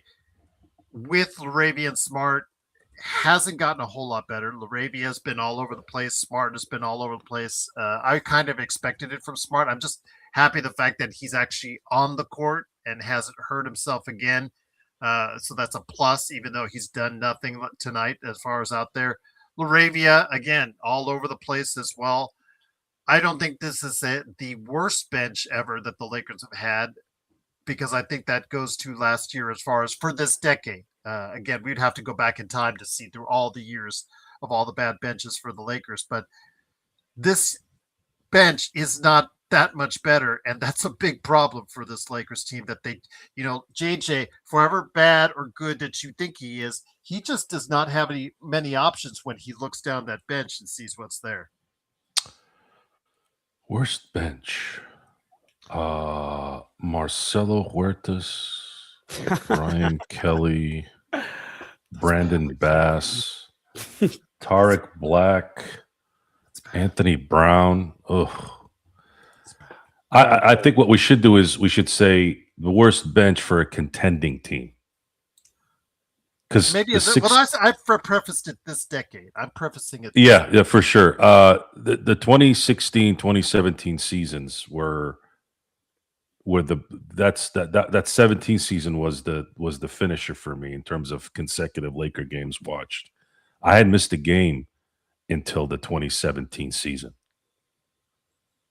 Imagine that. I had missed a game from 2007.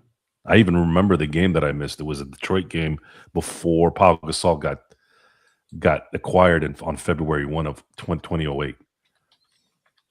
That was the last game I missed. And I even watched a few, like the first 2.5 quarters of that game, and I something happened. So I'd watched 10 seasons straight of Laker basketball until I couldn't handle the losing anymore. But the bench is not the problem here. It's also the starters. I mean, Marcus Smart and LaRavia tonight. If you want to blame LeBron, you want to blame Luka. Okay, their defense was abhorrent, like it normally is. But if those guys score 10 points each, and Vanderbilt can just drop 8 points, this is a win. These guys aren't even doing the basics. And these are knockdown jumpers. These are open jumpers we're talking about. 3 points between Open. 3 guys that on the average just played about 29 minutes on the average together. That's pathetic. 28 to be exact. 28 minutes on the average for 3 players. And they only scored 3 points between each other. That's the kind of stuff where the coach can't tap into whatever you can tap into to get those guys motivated to play. And there isn't really a player on the team that can put a fucking dynamite up their ass to make them play better.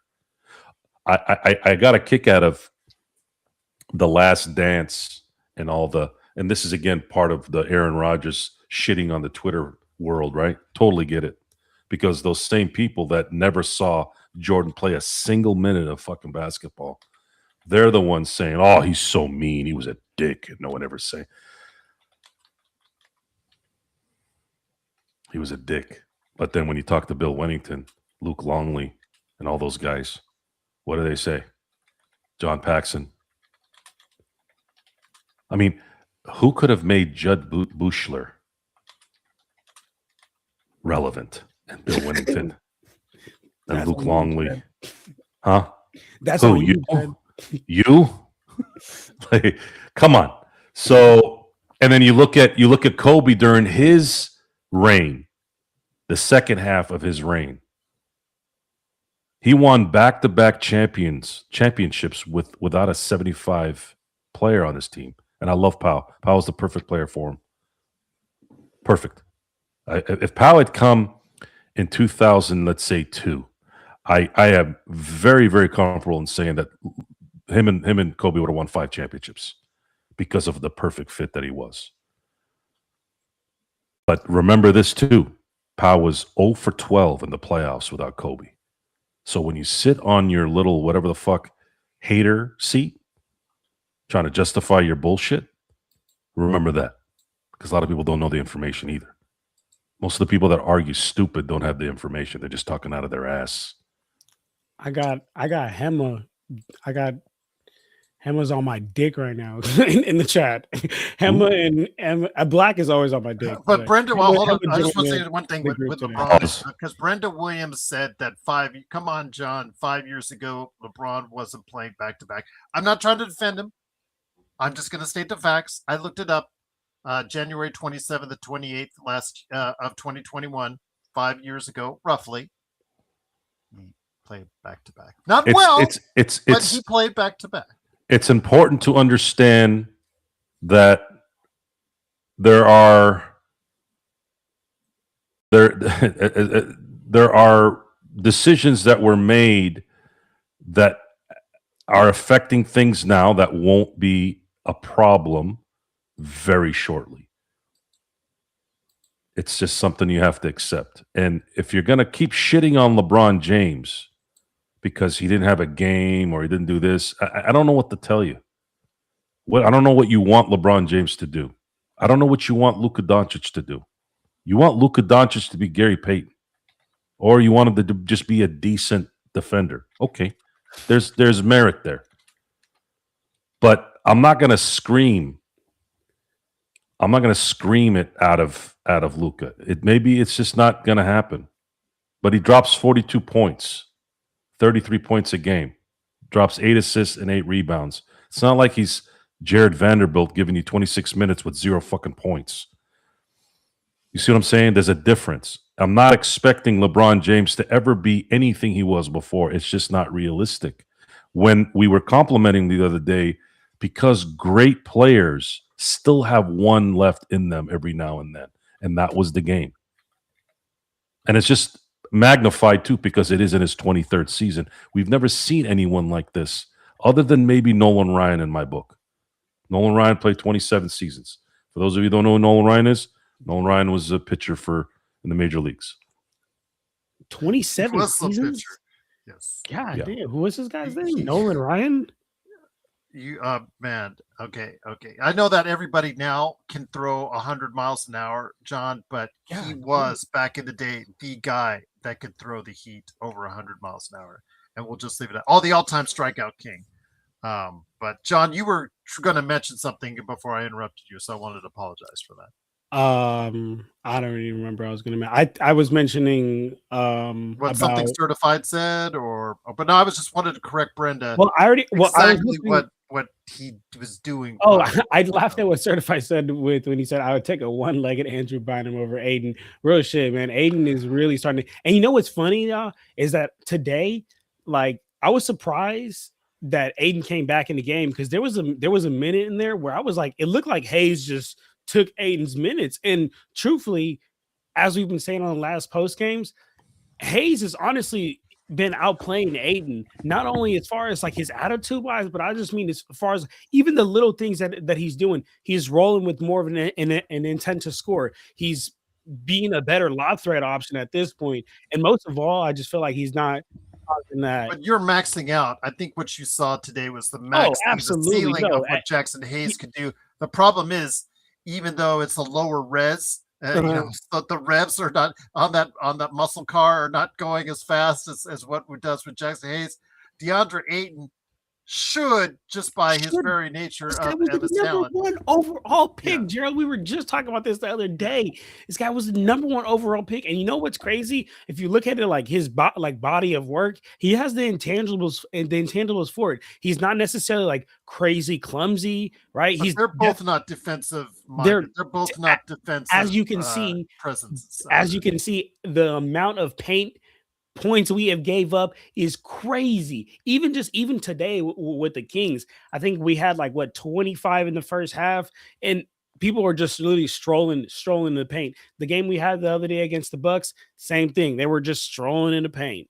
46 for Sacramento, but we points scored 58. But the problem is, John, when you're giving up 65% from three, does it really matter?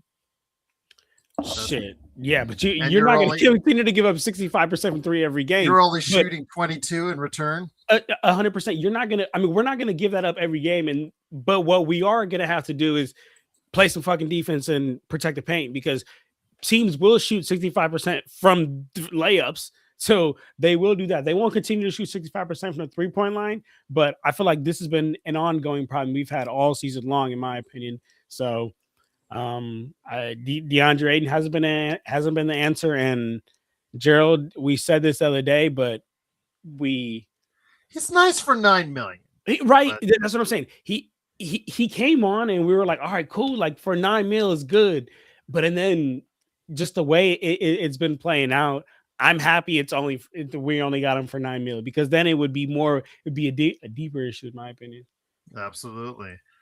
Joe, where is Stone? Actually, I just seen Stone's Twitter. I haven't seen Stone in so long. I need to hit him up. He's not. Because I sent him a message way back when the buses got fired, and they would clean house on there, because I was saying, hey, there's an opening. I never got a response back. So, Stone, if you're listening or watching out there, we're hoping you're okay.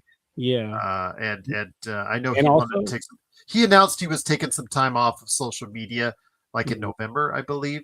Hope he's good. So I'm hoping he's a real one. He's a great guy. But also, I don't know if Black was talking to me, but he said, you never heard of Nolan Ryan? No. As y'all know, Gerald and Joe know, because I've been knowing y'all for some years now. I don't watch any other sport besides basketball. So I could really care less. And I'm seeing this guy looks pretty old here, so I definitely don't know who this guy is.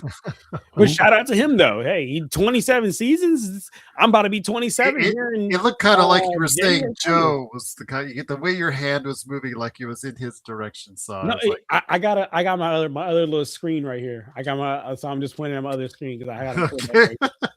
I got two screens. But Sorry, didn't mean you, Joe. Sorry. So, but Joe, again, another bad performance with a team. These should be very winnable games when you're playing a team that's wins on a back-to-back, 9 wins. It's not a gimme, but it should be a win for the Lakers, followed up by another struggling team in Atlanta tomorrow. Now I don't even know because the free fall is officially on in LA. They probably came in thinking they could just win playing half-ass. They kept thinking, oh, they're going to start missing. Oh, they're going to start missing. And all of a sudden, there's 2 minutes left in the game. They're still making them. Welcome to the personality of the NBA star. Damn, we're dropping quick.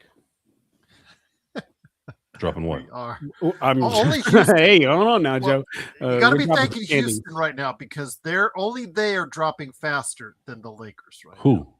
Houston. But I mean, Joe, Jared, we're only a game and a half in front of Houston, though. Yeah, but they've been dropping. Well, remember they were in front of us for a brief bit of time. They were actually had climbed, I think, to number 3 before the free fall started, John, and they have just been. Yeah, you think the Lakers have been bad? It's been bad there as well, and they have fallen. They're both falling like a rock. I don't know when it's going to stop, but I'm not going to wait for Houston to turn it around.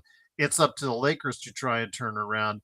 But I know that we constantly get it. I get constantly inundated with mock trades. Shout out to Pinty and everybody, Richard and everybody else there. Please send me your mock trades. I'll try to go ahead and share my opinions on it. Pinty knows I will do that at 3, 4, 7, 12, 11 in the morning, 2, 4 in the afternoon, seemingly. But are there any trades out there? Because obviously we need some type of injection of life to this team. But I have a feeling, you guys, that we're all looking towards the great bastion with Mark Walter in the summer. Because I know Joe is. By the way, Nolan Ryan played for some of the shittiest teams the majority of his career, almost all of his career. He won a championship with the 69 Mets, I believe it was his rookie year. Yes. And then he pitched for the Angels, Astros, and Texas Rangers, whom were all not good during his reign. But as far as sorry, what was your question, Gerald? Is there any help that could come on? Yeah, we're about a month away. But what is it? What's the price for that? It's just I'm not giving anybody a first round pick unless it's a star, and I just don't think anybody's getting rid of a star like that at this deadline. It's done. That game is done. That game needs to finish. This team and this new program in the NBA needs to start going, and that is. You need to start building depth with your first round picks. And you have to have guys that you're picking that are going to fit the philosophy of what you're going to run. So if that guy that they're going to pick in the first round is still someone that can't at least shoot or play defense, then he's a useless player. If you pick a project at the 20th pick, at the 23rd pick, and you're hoping he becomes something like they did with JHS, you need to be fired and never be in the NBA again. Those days are gone. Okay? Find someone that fits what Luke. So you talked about LeBron's. This is the thing with LeBron, and this is where I always kind of give him a little bit of leeway. He never really had. In my view, even when he was going to the finals in Cleveland, he never really had even in Miami to some degree. He had Shane Battier and he had the Eddie Houses and all that, but it was like at that time it was just too top heavy still, and they were still able to win. But LeBron didn't really have the perfect team for his skill set until 2020. That was the team. That was the structure where his ability would have been even more. Imagine if he had had that 10 years earlier. A dominant 20-point defensive stalwart in Anthony Davis. And then you had a amazing high IQ backup point guard who you can play with or you can sit on the bench with. And then guys that are awesome on defense like KCP, Caruso, and those types, and they can make timely shots. Imagine if he had had that 10 years earlier. LeBron from 2010, if you just shift the 2010 team to LeBron in 2010, LeBron, there would be very, very, very little of the Golden State run in that decade. And I know it's easy to say, oh, well, of course, everyone that was great would be good in that team. Not necessarily what I'm saying. What I'm saying is that was the team that was perfectly constructed for LeBron James's skill set. In the same way, drafting James Worthy, right? So there was a lot of back and forth. And Gerald, I'm sure you remember this. Do they draft Dominique Wilkins or do they draft James Worthy? Now, when you look back at Dominique's time, I love Nick, but you're right. When you go back, see, here's where I think there may have been a problem. Regular season, sure. Parts of the playoffs, sure. But what James Worthy had when they were able to sort of not control Magic and control Kareem, but now it's like, fuck, we can't control all three. That's when you saw titles with Wilkins. I still think you would have, maybe not as many, Joe, but I still tell you what, they don't win a championship in '89 without James Worthy. No, I agree with you there. Right? But I think you will lose at least 1-1 with. Okay, that's fine. Maybe you win one, but I'd rather win three. Oh no, of course, yeah. I'm just. I believe for sure.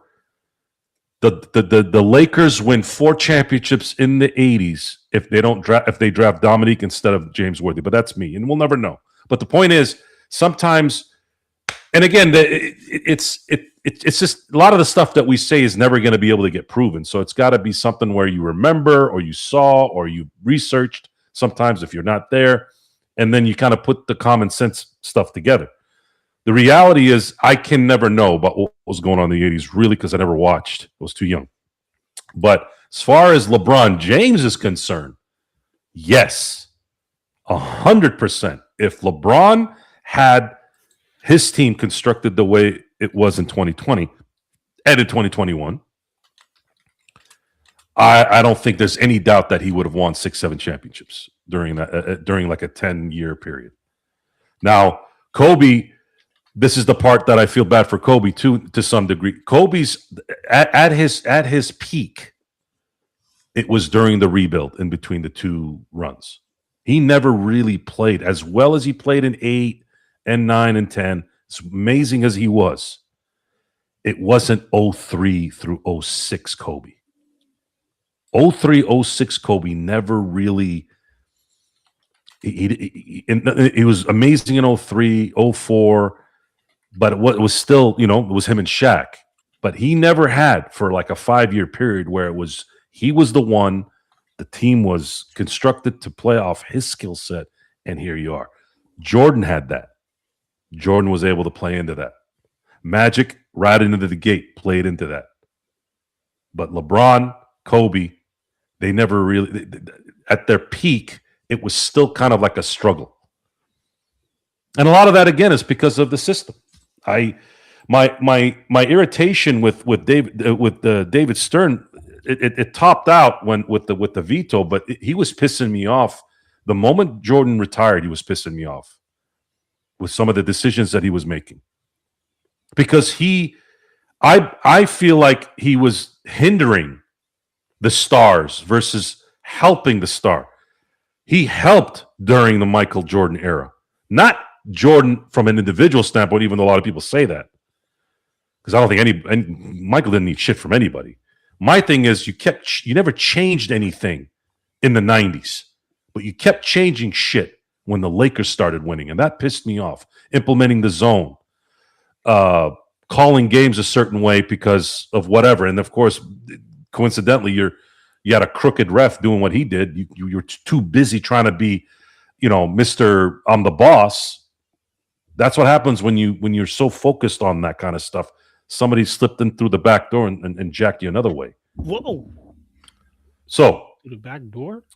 Not that kind of back door. I'm talking about the fucking building, man. You sicko. Come on. A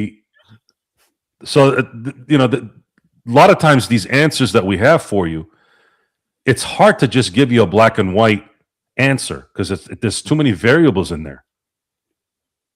Too many variables. Real I quick. got two things for you, John. Okay. Stefan was asking you about your top five all-time Lakers. And then second question is, and I'm going to put it to Joe, if you're JJ, do you make the switch Ayton for Hayes and put Hayes in the starting lineup tomorrow? Honestly, I guess for tomorrow, sure you can, but neither are long-term answers. Aiden's going to brood on that bench. Oh, but Aiden's going to brood on that. But I'm going to be honest with you. I feel like a lot of times as basketball players, you respond when you lose your starting spot, when you lose your spot, when you're starting to lose minutes, when you're starting to realize, oh shit, this thing is slipping out of my hands quick. So, I wouldn't be opposed to it, to be honest with you, just because I don't think neither are a long-term answer, to be real with you. But I do think that it could give Aiden a bit of a wake-up call. But yeah, neither are really the long-term answer. And I will answer my top five, but just real quick, I just want to say it's so funny because Black, I don't know why Black thinks I'm like this LeBron advocate. Like LeBron, I give him his praise and his honor when he deserves it. And I think it goes back from you and Joe had, but Joe himself knows it, and even Joe himself knows I'm just a realist. I keep it real. And I'm all about the numbers. If the numbers don't lie, I'm gonna talk about the numbers, and I'm gonna keep it real. But when the numbers show that you suck, I'm gonna keep it real on that too. But I don't know. I just think it's just funny because we just talked about this the other day, and even Joe said it himself. But anyway, my top five Lakers. So me personally, I got to put Kobe number one, and some of y'all may feel like that's blasphemous, but that's the reason I even started watching basketball. So I gotta have Kobe number one. I feel like it'd be hard to not go Magic two. Didn't get to see much of Magic, to be honest with you, but I'm a big Hardwood Classics guy, and I know how much the game got because of Magic. Like we wouldn't have half of what we have, not only just as Lakers fans, but as NBA fans to watch Magic. And then I got to throw Kareem, Shaq, and then that fifth spot. I'm going to be honest, guys, out of respect, I would go Jerry West, but I really feel like if we're keeping it real, and all respect to Jerry West, I actually met him one time in person at Summer League. Great guy. But before he tragically passed away, God be with his soul. But I'm going to be honest, I just, the number wise is there and he put up a lot of points, but if we really laced him up, like if we could somehow get a time machine, I don't see Jerry West holding a lot of players, to be honest with you. But out of respect, I got to give him that fifth spot. And as much as Kobe wanted it, I don't know, the drive between Kobe and Jerry West, I wouldn't, they're both some of the best competitors ever to play the NBA game. I both wanted to win more than anything. I don't know who I'd go for as far as the drive, better player, yes, Kobe, but I'm just saying that who would want it more? Don't ever underestimate what Jerry West was all about. I mean, this guy losing made him physically ill. He could not watch games, John, once he left the game. He could not watch after he stopped coaching. When he was GM, he would not watch the game because it made him so physically ill. Because you can never underestimate the competitiveness of someone like Jerry West. But again, better player overall, more talent. Yeah, I can understand Kobe. And that's a great list. That's a great list indeed. But Joe, would you make the switch with Ayton and Hayes? I mean, just even if it's just to light a fire under Aiden right now? No, I don't think it matters. Plus, that's not Jackson Hayes' best play. It worked kind of well in the regular season, but the playoffs, it looked pretty That bad. went down quick. Yeah. As it will with Aiden. If that's the case, then you should trade him. Good point. There's somebody out there that needs somebody like DeAndre Ayton. If that's the case, then trade him. But there's no way. They don't have enough depth to do that either. They'll probably just hope that he kind of cleans himself up for the playoffs, which that's always a bad way of looking at things, but they have no choice at this point. As far as the top five Lakers, I have a couple of rules in this. Here we go.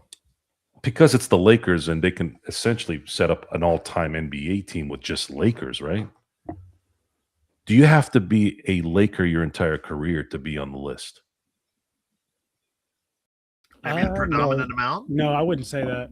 No? Like me personally, it's just like your impact on the Lakers. Like it'd be hard to not put Shaq in there of sheer dominance and just sheer numbers and winning, but he wasn't a Laker all the time. Yeah, but I think because it's the Lakers, I usually try to go with, best Laker of all time and really impact. If you really think about it, this is my top five, and this is going to be controversial, but roll with me a little bit. Center, are we going position? No, I just go straight by. Just go straight Okay, by. so if you look at the most impactful five, the biggest, like I'm going to go with all Laker only players. Are you counting Minneapolis as well? I didn't. So George Mikan was the first superstar of the NBA, and he was a career NBA Laker. He did play for a Chicago team when he was in the NBL, but that's it. Does that affect things in the NBA? He was only a Laker. So I always put George Mikan in there with Jerry West, Kobe Bryant, Magic Johnson, and then the fifth one's always kind of up in the air because who is the next all-time Laker? Right? Was it James Worthy? Is it Michael Cooper? Because Gail Goodrich didn't play with the Lakers his entire career. Jamal Wilkes didn't play with his team in his entire career. Kareem didn't. Shaq didn't. That's kind of how I usually play it. Plus impact. Again, George Mikan was the first NBA superstar, and he was a superstar for a decade. It wasn't like, he won a couple championships and that was it. He won 5 championships in 6 seasons. And if you factor in the NBL championship, he actually won 6 league championships during his career as a Minneapolis Laker. So I'm going to say I have 2 versions of the Lakers. Now, if we go all the way with this, with those who just in terms of name, so you got Kareem, you got Magic, Kobe, and then Shaq and Wilt, right? Yeah, but or do you put LeBron in there? I feel like you have to put Shaq in there. I just feel like you put LeBron in there. I mean, this is 8th season, right? It is, but LeBron is great as a basketball player, but this is a Laker thing, and I feel like hold on. You're right, but I think people are forgetting here. He's doubled his time in LA than when he was in Miami. 100%. No, 100. I think he's been a Laker longer than anything, right? If you put Shaq into the thinking on this, John, you have to put LeBron as well. No, 100%. But so what I'm saying is LeBron James, I'm taking LeBron James 10 times out of 10 over Shaq as a basketball player. Okay, here's what we're going to do. Here's what we're going to do. You have to put LeBron in there. LeBron is a top 5 player of all time. He played for the Lakers for 8 years. 8 is a long time, and he won a championship. So it's Kobe, Magic for sure, Kareem, LeBron, and Jerry West. That has to be the team. Then you have to take out Jerry. You have to put Shaq in there, in my opinion. We forgot about Elgin Baylor. You just have to put Shaq in. In my opinion, about Elgin Baylor, who started all this, by the way. Look, Baylor was drafted in '59, a year before Jerry West, and he was a lifetime Laker. I'll say this: I'm either taking out Jerry West or the other one. But Shaq's got to be in there. And if we throw Bron in there, that's cool with me too. We know where he stands as far as in the individual player. But if we're adding as a Laker, he's been a Laker for some time. But if we're adding LeBron in there, Shaq. All-time Lakers is Kobe, Magic, Elgin, Jerry West, and George Mikan. If you want to be all Laker, I like that. Cool with me. There you go. I just put a button on it. Button. There we go. Yeah, backdoor button. Okay. Well, with that, we're going to put a button on this show. 2 hours in. JY says the Stars are too easy. What's the best role players of all time? My gosh, that's another hour for the Lakers five position. My gosh, we'll have to dedicate a show to this again. I think we already did, Joe. In our many 1,500 shows I've done on this channel. Yeah, Jay, you're right. You're right. Shaq has to be ahead of LeBron. Joe, I just fucking said that, Joe. Yeah, I didn't hear anybody say it. What the fuck, Joe? You don't listen. I'm just kidding. But JY, we'll have to do that on maybe like during the summer or whatnot. Because that's again, we've already I think traveled down this road before, Joe and I. But to have John's perspective in there, that would be really great to add that in as well. So you have to put Shaq in there too. I mean, seriously, like Shaq has 3 Finals MVPs, and he was a fucking beast. He was literally getting quadruple team between him and Wilt, and I mean, shit, you could put 5 centers. And I love Wilt. He's on my top 5 all time, but I can't put him on the top 5 Lakers because he just wasn't here. So it has to be 2 teams, guys, all time Lakers, and then the guys that were Lakers. All right, so we'll do that one of these days, and we'll set it up for you guys. We'll probably get your list together. We'll ask for Ross. As far as the comments.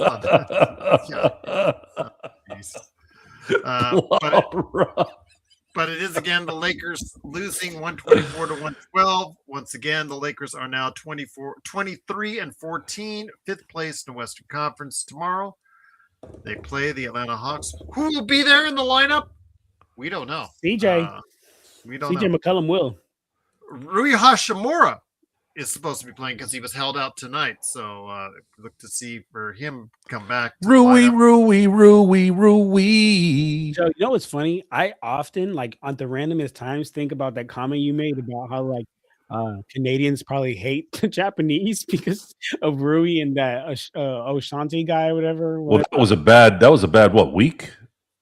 For the game winner, right? And then a week earlier, the Dodgers got waxed by Yamamoto. Yeah. Oh, I thought it was Yamamoto. There's been pitchers that have won 3 games in the World Series. However, no one has ever won, at least in the modern game, because I don't know what happened in the 1800s, but they didn't even play the World Series back then, anyways. But no one has ever won.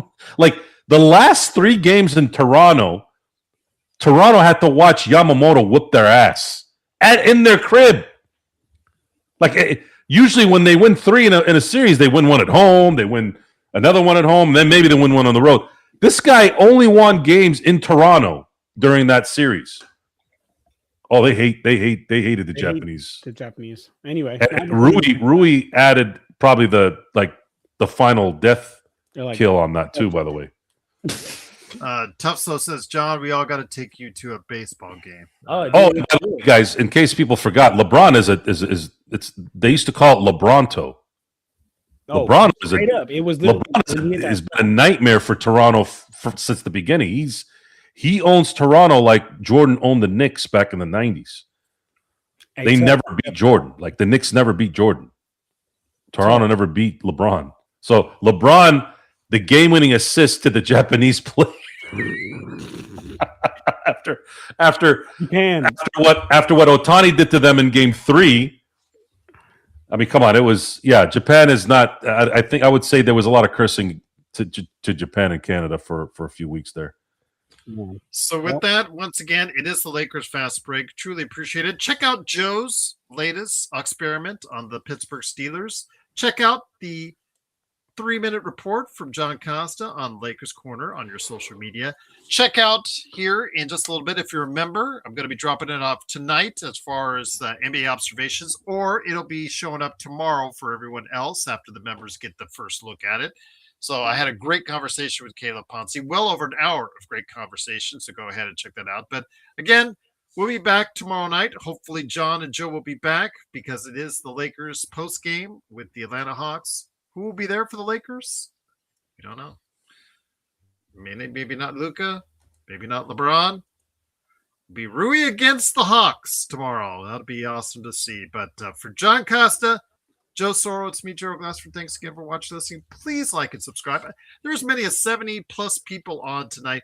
Please, if each and every one of you subscribe and like to the channel, it would really help us out. I was talking to some of the guys. I said, because YouTube changed the way they count views, all channels, but to a larger extent, the smaller channels out there are getting hit hard on their views. So really, it does help the channel if you like and subscribe. It really helps how they count a view, because they were very, in the past, I think it was like August or September when they changed it, because you saw a noticeable drop in views with channels across the board. And the stories had it that YouTube, aka Google, because of their very how should I say, I guess very nice way of counting a view, or like how they judge what a view is, what it was benefiting them as far as their advertisers are concerned. So maybe the advertisers put some heat on YouTube to reevaluate how they adjust a view. So we have never had the same kind of view count since that change was made, and I'll just leave it at that. And neither has yours, neither has John's, neither has any channel for that matter, because of the fact that it's not the same from what they counted as view earlier in 2025 to what they count it now. But hey, I mean, we're still grateful for you viewing what we're doing here, the Lakers Fast Break, Lakers Corner, and the Experiment. But please help us all out by liking and subscribing so you can get the word out there to more people that hopefully will make up for that difference and join us as new viewers indeed. Sports, I don't know the exact amount of seconds, but I know it has changed. It definitely has changed. If you looked at what we were doing, I believe in June, July, August, and then it's the switch over, there is just night and day. Something happened to a whole bunch of channels, not just ours, in regards to what the view count was. And you could see comparatively what we were doing last year during the season to what we're doing this season. So we need your help. We need your help indeed. So any help is greatly appreciated. But for John Costa, Joe Soro, it's me, Joe Glassford. Thanks again for watching us. We truly appreciate you joining us. It is the Lakers losing, but we're coming back to you tomorrow. Will the Lakers still gut it out and get the win tomorrow at home against Atlanta? We'll find out as the Lakers Fast Break continues on this week right here at the Lakers Fast Break podcast.